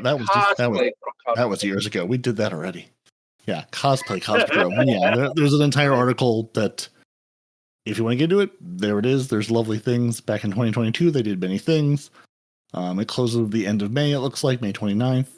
And they've got lots of, just the work people go into. Like, the work people have done on these outfits is incredible. It's worth just scrolling through going, that's a lot of work. And that freaking Savathun. That Savathun cosplay from Japan, ridiculous. Just ridiculous. Ooh, and they've also added a, if you're trying to cosplay as the Witness, they've added the cosplay reference kit to the artist reference collection. And if you didn't remember, apparently there's an artist reference collection that Destiny links to. And, they're looking for, as people do the things, make the beautiful things, looking forward to your impressive creations, make sure to include hashtag Destiny cosplay or Destiny 2 art in the content you post. And they'll be looking out for it, and there will be rewards of some sort. You can pet the Exo dog. You can do it. For a dog, Archie's quite curious. It must be because he's an Exo. Well, now you can pet the Exo dog in your home. Now, wait, what? You can pet the Exo dog in your home. There's an Exo dog. There's an Archie plush available for purchase from the Bungie store Plush. through the Bungie rewards. Now, you do have to complete the Where's Archie Triumph before June 3rd. So there's a $30 Archie plush you can have in your home. He stands about 12 and a half inches tall by 6.5 inches long. Little Archie plush can sit in your house, and we do have a video this week. I mean, the Where's Archie Triumph is not a particularly difficult thing to finish, but I did throw a video in the show notes because I went and found Archie this week. I was like, oh, it's one of the hidden triumphs you need to do for the Brave title. That's the word. Yeah, and it's basically Matty Ice Gaming, and I'm sure probably other people put together the Where's Archie in the Tower. It's basically you're running around the tower trying to track down Archie. And for doing so, you get to find Archie, you get your triumph, and you get an expired ramen token. And if you've never been to the secret little room in the tower hangar, this will take you there. And then you can buy your Archie plush and have it at home and set it next to your real life Archies. And then you can have all the doggos, real and plush. Like a doggo cam. Mm-hmm. Yeah, Nitedemon had to one-up me on that one. But I don't have the puppies anymore, so a doggo cam is pointless. They're all gone. Yeah, we're all maybe they're on somebody else's cam elsewhere. Shut up about the dog cam, man. We're not into it. Never gonna shut up. Never gonna give you up. Never gonna let you down. We are gonna update you to 7.362 though. We're in Crucible. We fixed an issue where that single player who was unable to respawn every other round on Burnout in Elimination. Yeah, that's fixed now. So now they'll be able to properly respawn in every round, one would hope. In competitive, they also fixed where the Mercy ruling was present in competitive playlists. So we Mercy shouldn't be in competitive? Okay, got it. And the issue where the special ammo crates were not spawning on Wormhaven in the 3v3 Clash competitive playlists. So those should be working again. If you were trying to solo the Warlord's Ruin and you couldn't because there were some extra doors blocking the Imprison puzzle, they fixed that, so now you should be able to go back to unblocking yourself and trying to do that solo again. In King's Fall, they fixed an issue where two players could receive the Unstable Light debuff at the same time during the Golgoroth encounter, causing issues.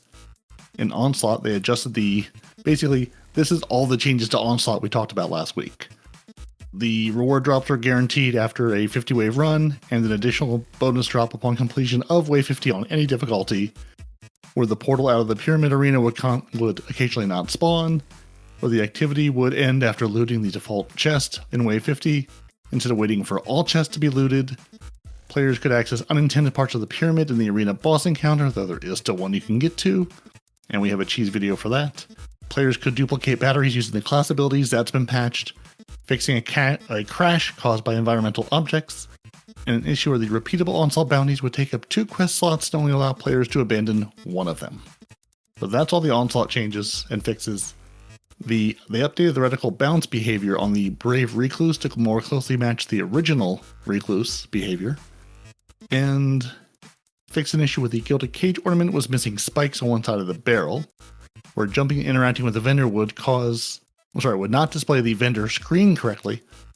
Oh, please. If that's the issue where you go talk to a vendor and instead of putting you in the vendor screen, you see like the world around them and then you're stuck because you can't leave that screen or do anything. If that's that one, please. Thank you, Bungie. That has been very irritating. That was just me. I thought my computer was jacked up. Okay. No, that's been a number. I've gotten stuck at Shaxx a couple times in the hall where I couldn't leave Shaxx and I had to go back into the hall, but the hall was full, or I was with a group and I was just stuck there because you can't leave that menu. So yeah, that makes me happy. They also fixed an issue where the picking up the new light kit would override your existing abilities for that subclass in saved loadouts, and where the Vanguard node was locked for new players after completing the tower tutorial. So those last 3, very, very, very welcome changes.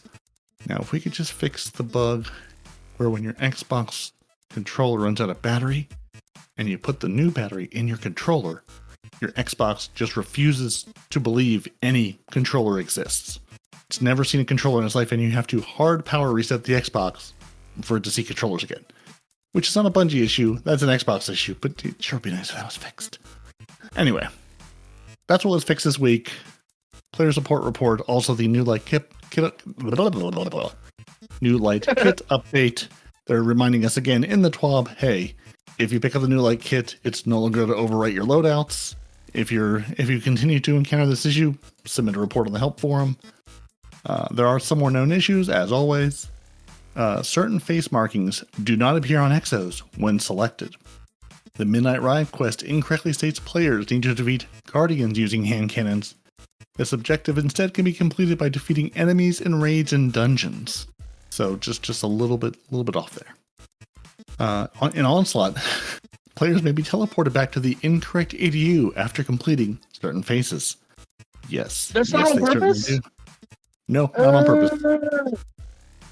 Did I already tell y'all that I thought they did that because, like, they don't want you to have enough time to level up? No, that was absolutely a bug. Just like your mountaintop projectiles, do not pierce champion barrier shields. So if you're trying to use your mountaintop on barriers, they should, apparently, but they don't. The Afterglow Sparrow's translucent parts disappear when certain shaders are applied. The switches to open the door... Yeah, in Onslaught, the switches to open the boss door may not activate, preventing the door from opening, which we sort of touched on last week is an issue we ran into.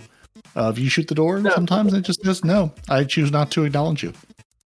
That happened to me once after you told me about it, and we couldn't shoot it with our guns, but when I shot it like to the side of it with a mountaintop, and the mountaintop's blast activated all three at once.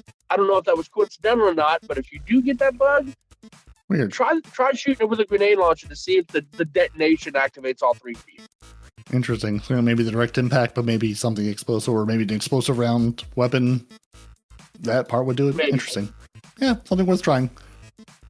So yeah, if you run into the bug, shoot near it, see what happens.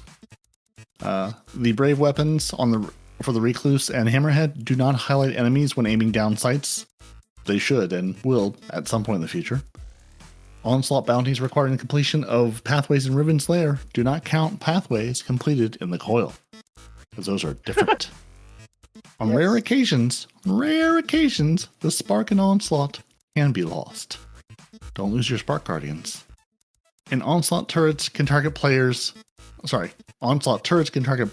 strand clones and threadlings. Yes, that's so annoying, and they break them too. Yeah, not only do they target them, they'll break them. Yeah, well, targets them until they're not there anymore.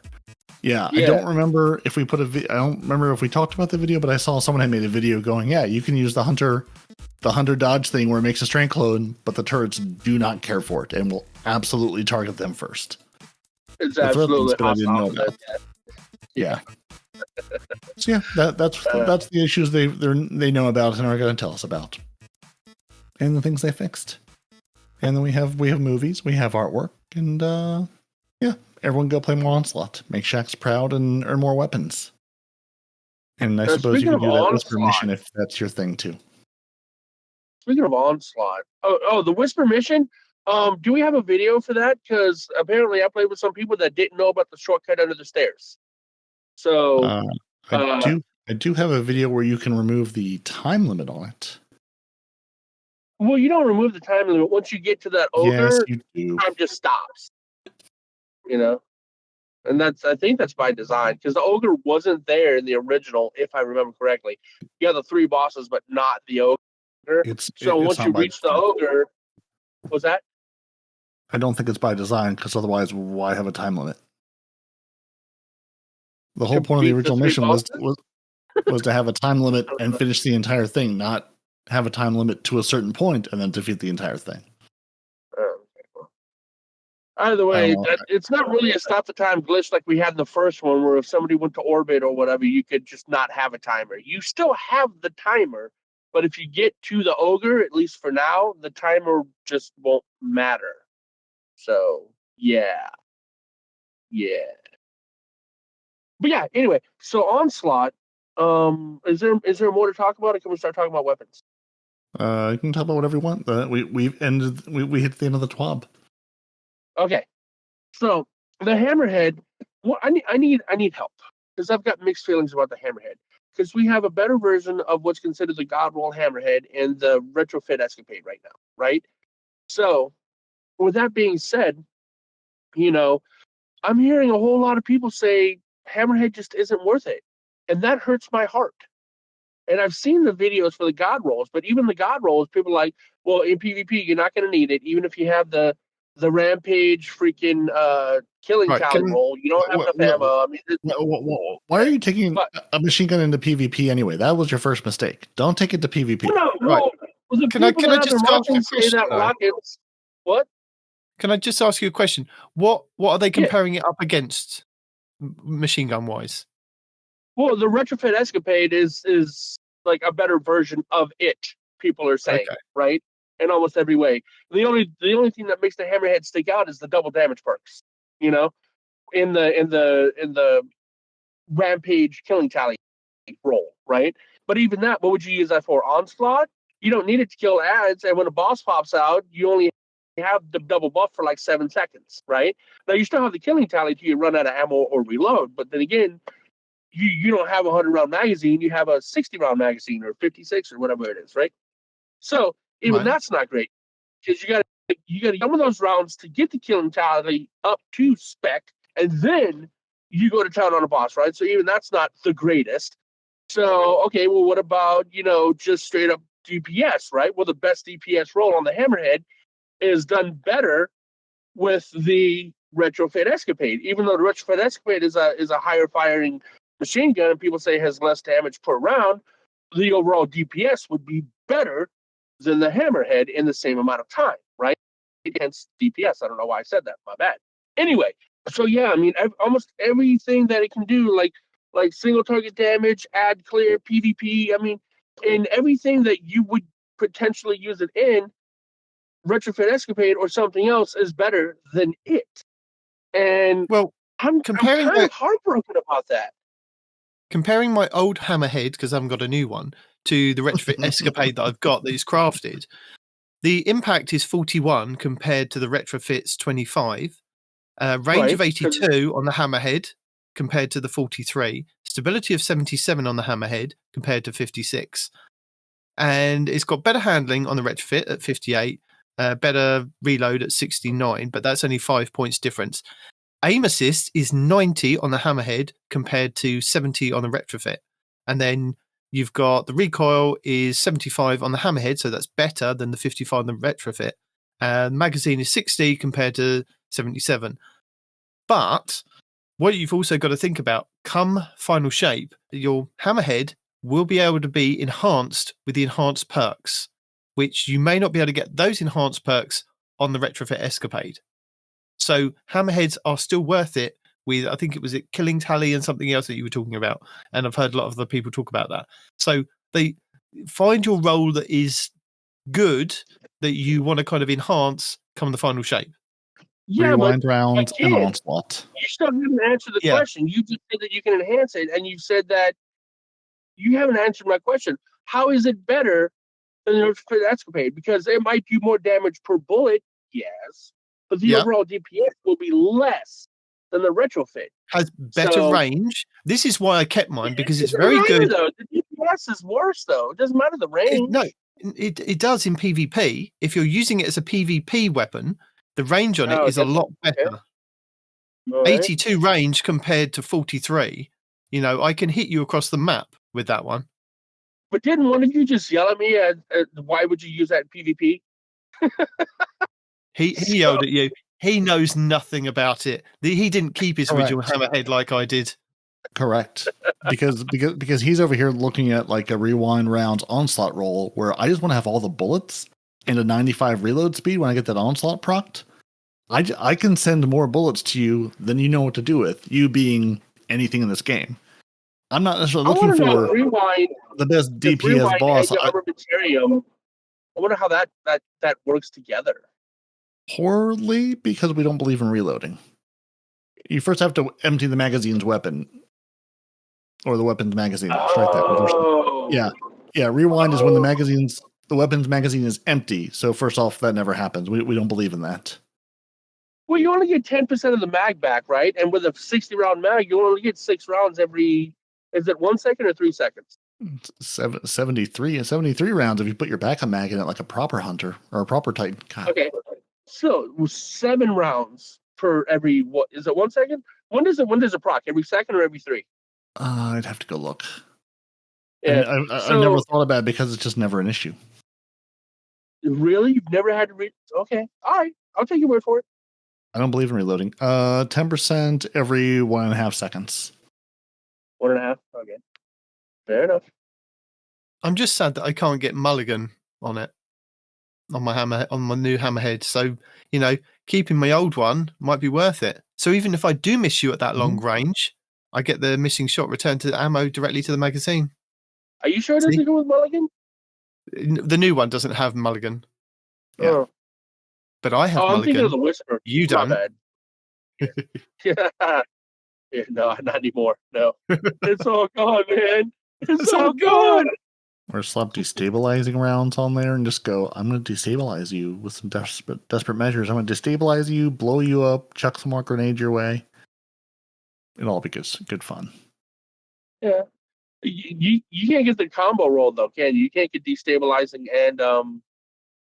Why do I always forget the second damn perk, man? Golly. It's so hard for me to remember the second stupid perk. Anyway, I think you know what I'm talking about. You can't get both on there? No. Repulsor Brace does not roll on it. Repulsor Brace, that's the one. God, why is that so hard to remember? Yeah. I still need to finish my quest to get hammerheads. Do you? Bro. Shirochi. Bro. Onslaught. You can't reset checks. Yeah. Why rush through it? I'm in no rush. I'm in no rush to be done with these. Again, two of the weapons that drop, I'm deleting on site. So I'm in no rush to power my way through this. I'll get there. I'll have the things. It will be fine. Yeah, but I'm in a rush because come Tuesday, I want that Superblack damn shader, man. Well, I mean, I've finished Shax. I've got Shax leveled up. I just haven't done all the different kills on things. Yeah, and the sniper one I'm going. You need to complete the weapons. I suppose I'll do, but right, yeah. But and I'm looking at the sniper rifle, going. I mean, I'm going to do it because it's a quest and it's there, but I'm not going to care. Just like I got drugged through the Whisper mission, so I have a new Whisper. It can sit right next to my old Whisper in the vault, and I'll probably delete both of them. Going, yep, these are things I have now. I used Darcy, believe it or not, because of its big magazine to finish that quest. Finish that quest pretty quick. Blah.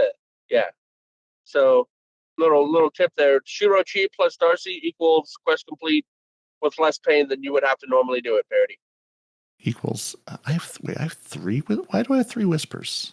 How did this happen? Because you keep playing the Whisper mission. Because they're dropping them. Yeah. Nobody wants these. No, you can use them as infusion fuel. Don't they all drop at 1810? No, I've got 118. No? Well, I've got 1800, which is probably the old one, and then 2 at 1810. So yeah. Don't know once. I'm very confused. I don't know how I got here. Heavy infusion. Oh, right. I don't need infusion fuel. We're going to be in final shape soon enough, then none of it'll matter. I don't understand your level of patience and it.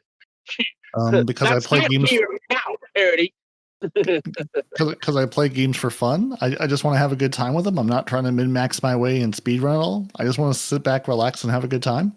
That's it. I mean, I'm not min-max either, but I am impatient as hell when you're like, oh, I don't need that. I have, something's happening in, an arbitrary amount of time. Yes, but the time's not now. You need to do things now, Peroty. No, I really don't. No. Not even a little bit. Oh, there's enough stress in my life. No?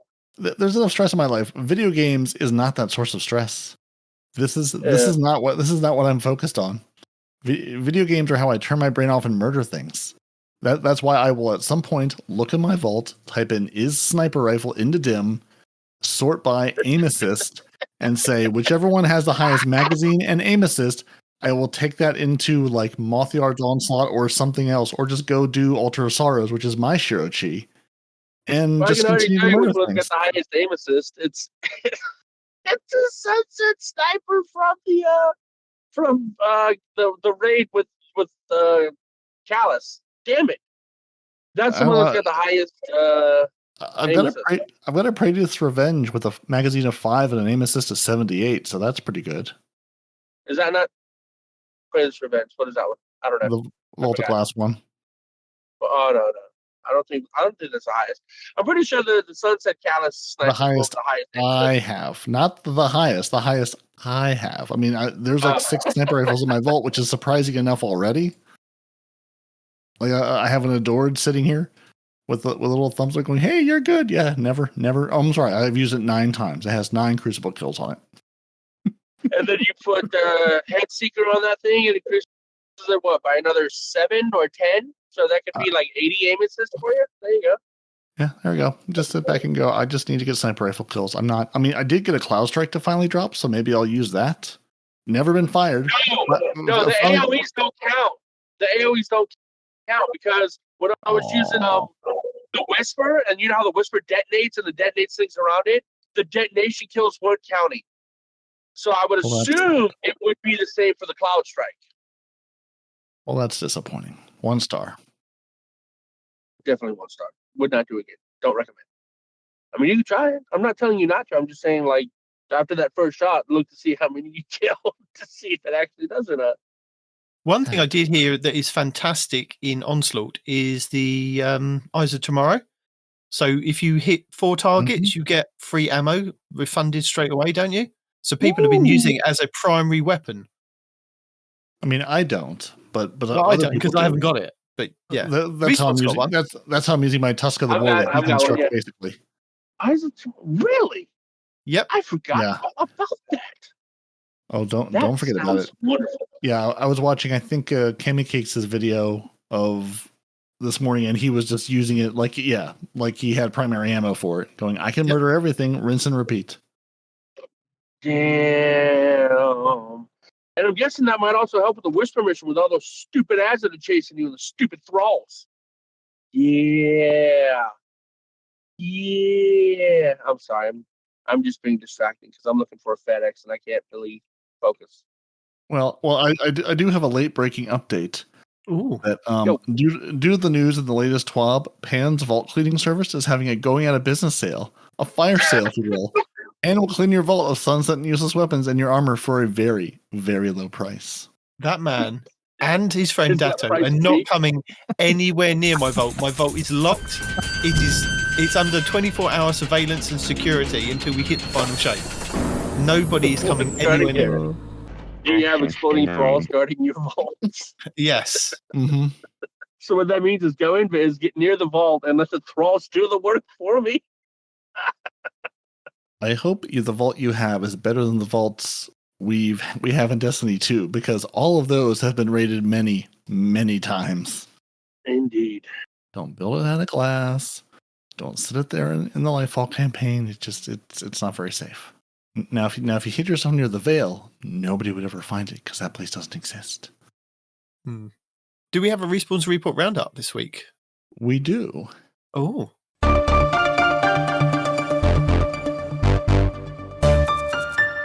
But he can't read it again. We won't make Respawn read because he's trying to drive. Char on Twitch, at Char on Twitch on Twitter says starting a class action lawsuit against Datto's Destiny for telling me to delete my sunset gear.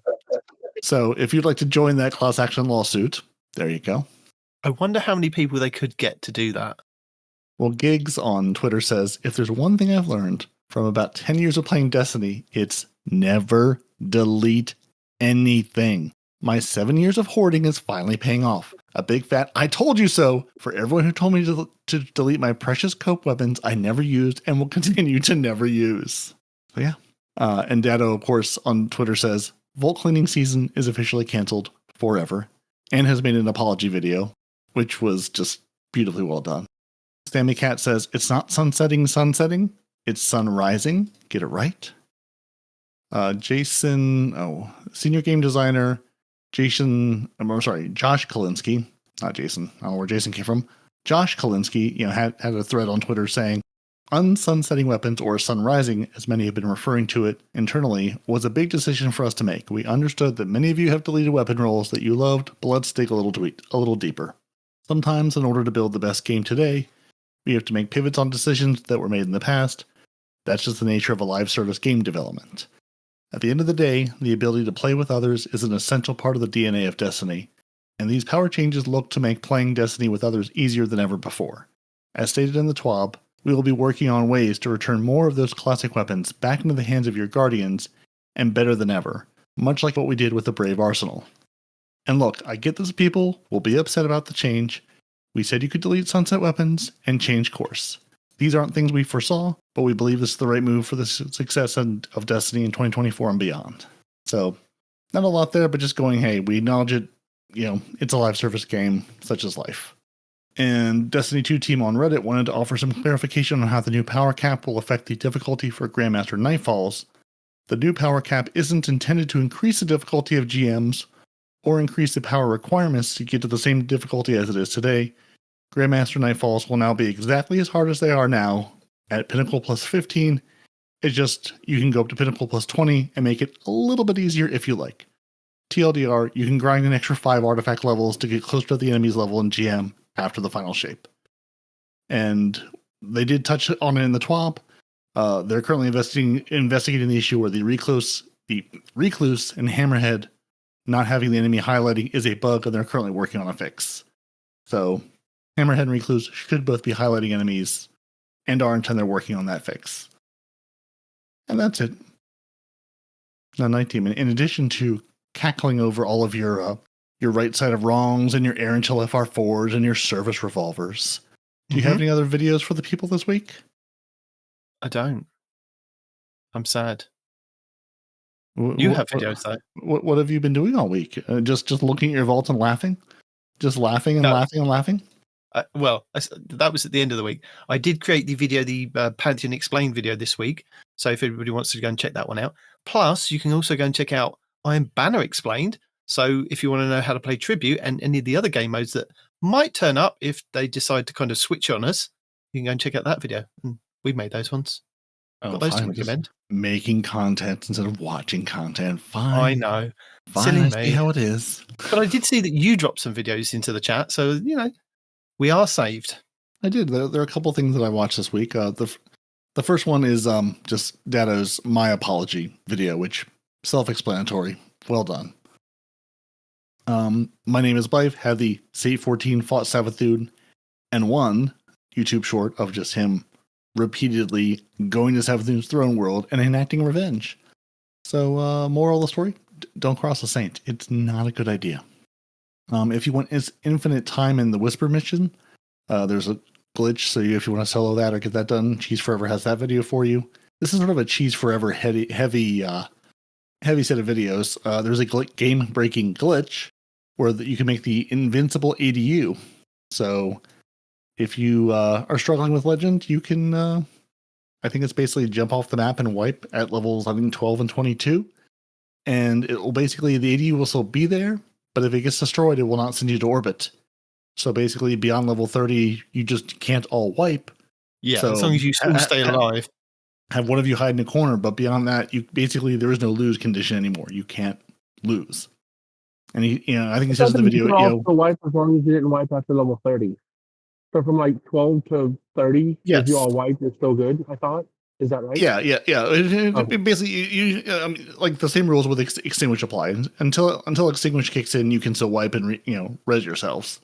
But after Extinguish, then you just have to stay alive with the harder levels.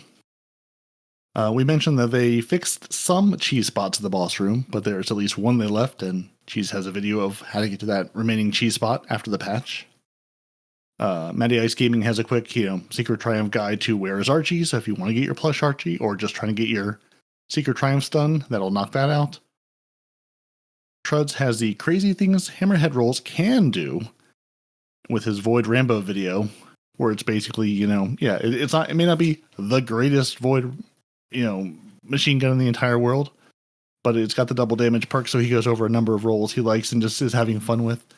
And I think I can't remember if this one he pairs with just being able to proc devour and using destabilizing rounds to just, do massive ad clear and keep things clear in Onslaught. But I'll let him explain that to you.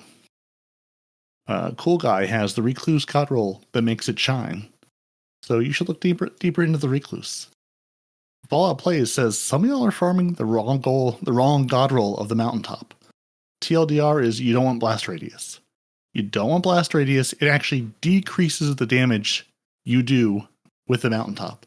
So, like if you have a blast radius masterwork on your mountaintop, do not masterwork it. It will actually harm the weapon's damage output. But he's got charts and graphs that other people put together that he explains to you. Its Tizzle has the god roll forbearance you need to get. So, if you just want to be handed raid weapons like some of us, those are the ones you need to get. So, then you can make your little post-it notes with all your little rolls you need to get. So as you're playing, you can go, is this the one I need? Yes. And then you can keep it and be happy. This one doesn't heal you, just gives you ability images. It's not the raid weapon. No, it's not the raid weapon, but I can get demo chain reaction on it. I can get ambitious assassin chain reaction, demo wellspring, demo desperate measures. I can do some fun things with it. No, it's not the same, but it's similar. I've seen people say that the demo wellspring is the way to go because chain reaction is about to get a substantial nerf. So I don't know. Take that as you will. Why not both? You could have all the forbearances, or none of the forbearances, and just delete them all and say who needs them. We'll start the final shape with a nice clean vault, 0 of 600. To be honest, I'd like that. I'd like to have a kind of clean slate, start off fresh, and maybe move into a Destiny 3. Still have the vault there in Destiny 2, knowing that they're still there, like I have with Destiny 1. And, just reminiscing every now and then going, well, I could turn it on and play it, but I like this game now. But they're there, and the stuff's there. So I'd like a Destiny 3. What about you two? You don't want to do what DMG did and delete everything out of his vault and then go, whoopsie. I don't want to do that. No? You sure? No. Positive? Yes. Okay. Yeah. I honestly, for the vault that I have, it's basically a holding pen for weapons I get 16 of, then decide which one I want to keep, if any of them. Most of these, I would really love a last access date, or when did this weapon last go into the hands of a player? Because probably 95% of my vault is weapons I put here to go, I really like you, but I just have no need for you right now. I really enjoy, wasn't the S year, the Velis X, the Velis X pulse rifle. Yeah. That can roll with repulsor brace and kill clip and golden tricorn. It's a really good weapon. I really enjoy using it. We're just not in a void pulse rifle kind of situation right now. There's some things I would love to use, but I'm just either not playing the content or there's just not a reason to use them. And for the armor, for the most part, I'm just throwing armor rolls in there going, you're there as fodder for D2 armor picker to tell me what to roll with. But most of the stuff from a vault, I don't look at, I don't think about, I don't care about. It's there just to have options. It's basically a closet of clothes that I can go, yeah, there's probably something in here I can put on. Do I know? No, not really. It's basically, I'm going to search for something and go, it basically, I could not see my vault and just interact with it through the search bar in dim, and it would be the same thing. Going, do I have one of these? Yes. Do I have an arc machine gun? Yep, absolutely. Here you go. Here's one that's not exotic, so you can roll it with this other thing you're trying to do. See, Respawn, that's the answer to your question that you asked me earlier about my vault. I've just had a thought about it. So my vault is much like, well, I started off with one box, but it's now several boxes of leads and wires and things to various different things that I've had, possibly could have had, to anything in the kind of house. So that if at any point in years to come, somebody goes, I need that lead, I've got it in a box, stored safe, so that we can use it. So I could plug in an old VHS player into a DVD player, then cross-link it to an old Apple Mac, to then back into a new Apple Mac, to then stream to the TV. I've got all those leads. Yeah, that doesn't answer my question. You're explaining how you're keeping the new stuff. I know you're keeping the old stuff. I don't understand how you can keep the old stuff and still have room for new stuff. I just buy a new box. Even if you just had a one of everything and no duplicates of anything, you would still run out of space. Well, no, the answer to that is that I haven't got all the weapons. you have probably got all the raid weapons. I haven't got all the raid weapons because I was thinking about this when throughout the podcast, and I was like, well, I've probably got a select few of raid weapons. Now, I've only just started crafting the Last Wish ones because of like the Riven's Wishes stuff. So I've only just got like the pulse rifle and the rocket launcher. I haven't got any of the other stuff. I've kept the wishes and I'm thinking about it. I might do it close to the end and hopefully it'll go into the postmaster. And then when the final shape releases, X, Y, and Z, blah, blah, blah, I've got them ready to go in the superpower vault that we kind of got. But I haven't got any of the kind of Kingsfall weapons. I haven't got... I've probably got like the shotgun and the hand cannon from Vault of Glass. What else have we got? Nothing from Deepstone Crypt, I don't think. Or maybe the machine gun, because you told me to hang on to that one. But yeah, I haven't got like full sets of raid weapons. I haven't got full sets of dungeon weapons. I've got select ones that I like to play with. So that actually makes more sense. Each raid has what? 6 weapons plus an exotic on average, I think. And how many raids do we have? And I've got all those weapons and every one of those exotics. Well, the exotics don't count because you can delete those and pull them out. But hell, by that alone is like what, 56 weapons ish? Yeah, and then if you narrow that down to actual weapons that have been good over time, that have been recommended by like the content creators and the streamers and whoever and whatever, that there's only like I wouldn't say a few, but there's less than 600 that I've kind of kept around because less than 600. Yeah, because they've either been recommended or I've enjoyed playing with those and they're kind of there. But the weapons that are in the kind of the loot pools, and there's quite a lot that are still available in the loot pools today that are in various different places like Dares of Eternity. You go to Banshee 44, they're just in the world drops. I can go and acquire like the raid weapons once I've got a bigger vault. I could, put the exotic weapons back from collections into the vault if I need them, but hopefully not. Things like the static rolls of like weapons that I know that I could just pull straight back out from collections, like the Breakneck, like the Old Recluse, like some of the weapons from the Leviathan. So, I could pull out the Handcat, the Midnight Coup original. I could pull out the Inaugural Address, although I've got an Inaugural Address when they changed the burns over, because I think when they did that in Destiny 2 Year 1, where you could put the different elemental burns on there, I've kept one that isn't the one that I can pull from collections in my vault because I wanted a different burn on there. That's my kind of explanation. I really miss that. You've now hurt my feelings because I forgot we could do that. And now I miss just being able to take your favorite weapon and change the burn to whatever you're doing, that activity. Yeah. So just for fun, I've gone... a while back, I went and looked at weapons and just like was categorizing them and putting "never fired," like hashtag "never fired" into the notes as just a way to go.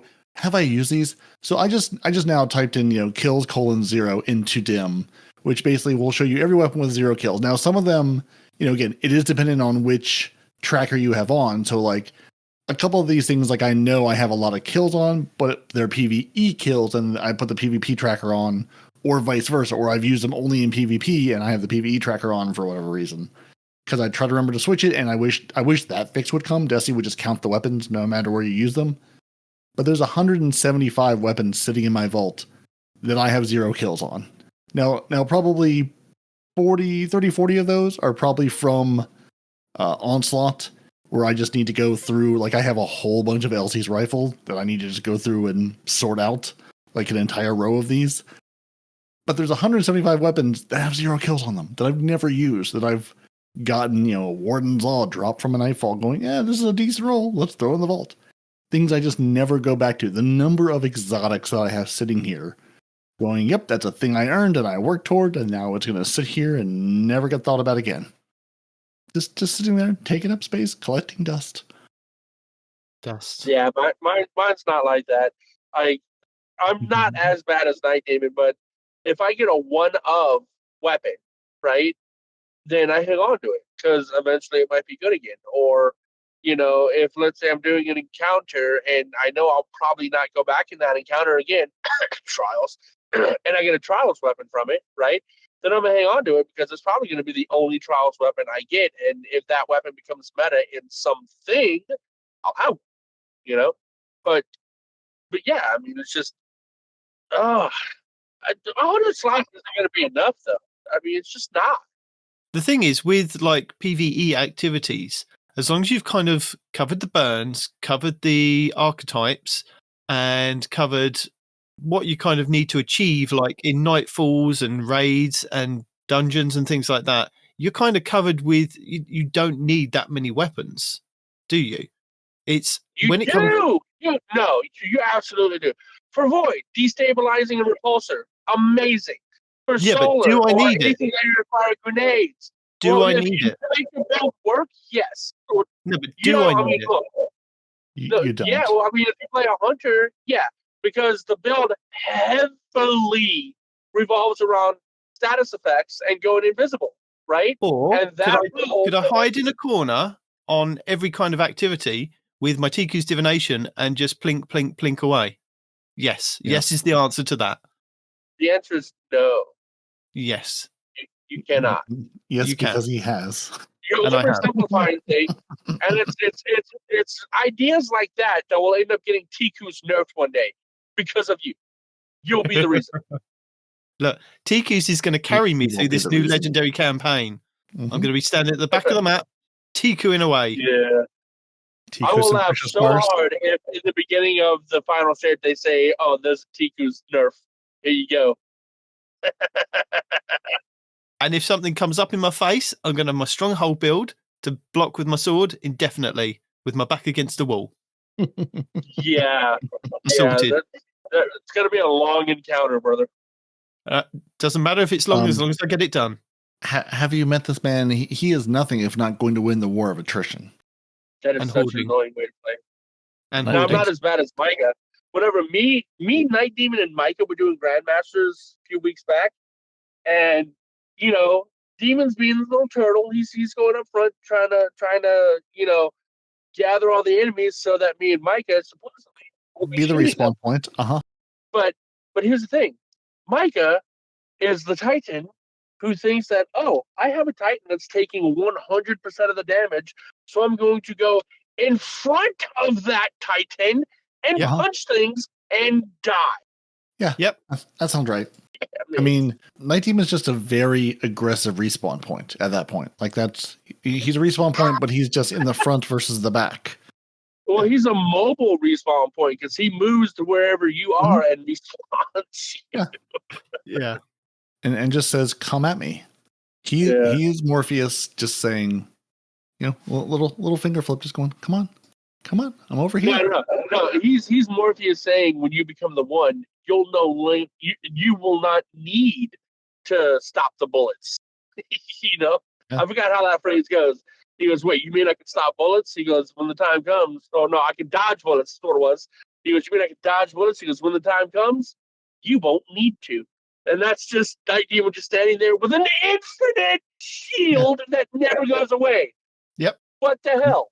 I'm waiting for that nerf to come. That's the nerf that I'm waiting for it to come. It's not like it's just not that serious and doesn't affect PvP. So I doubt it's anywhere high on the list. But no.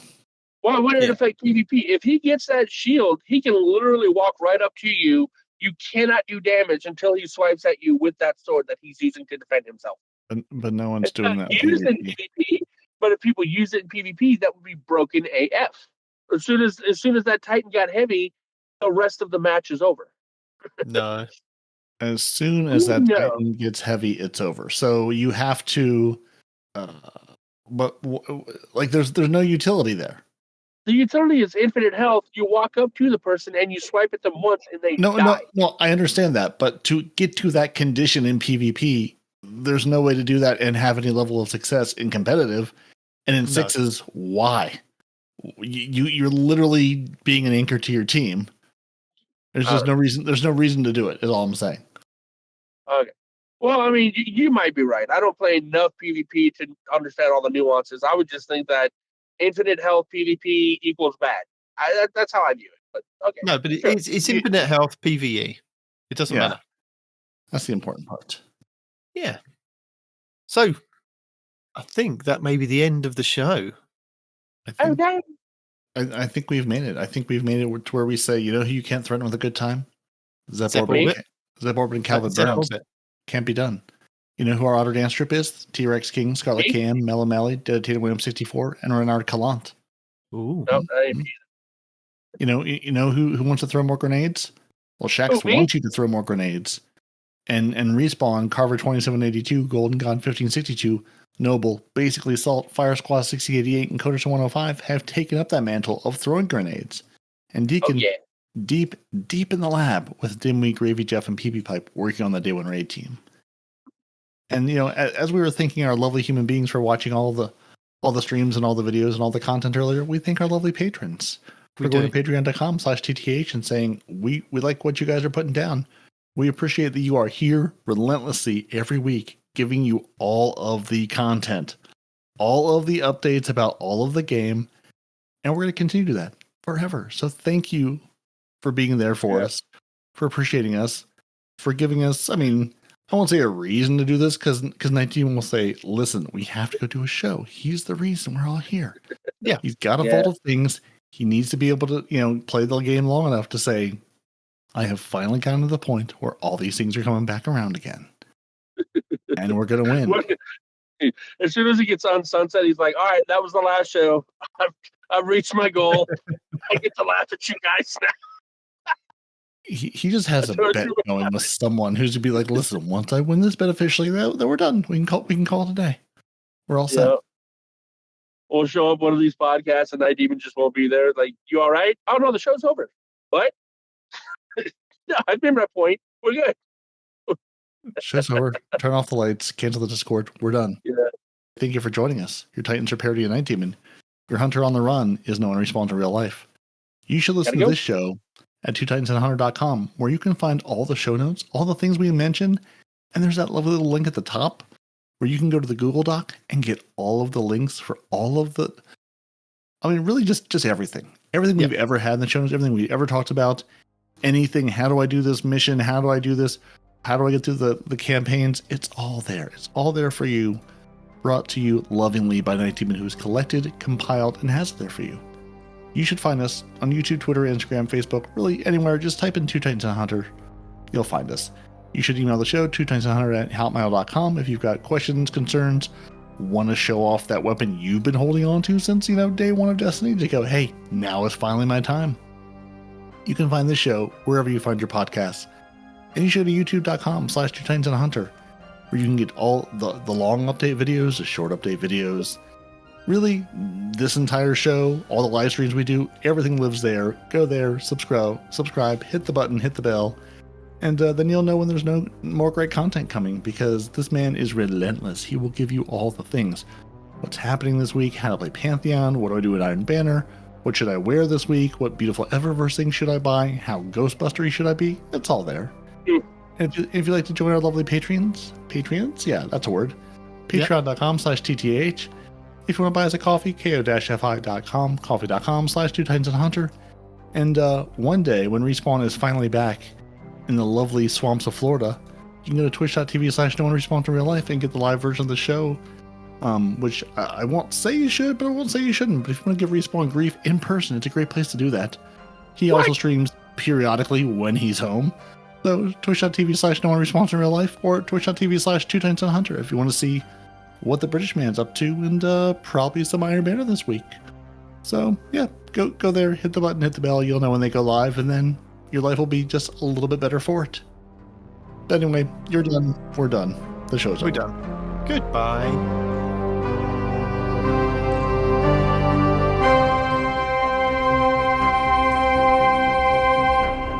Two Titans and a Hunter, a Destiny 2 podcast.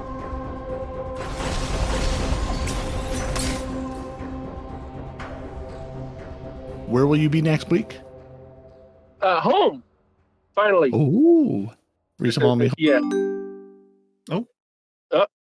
You hit the button again by accident. Yes.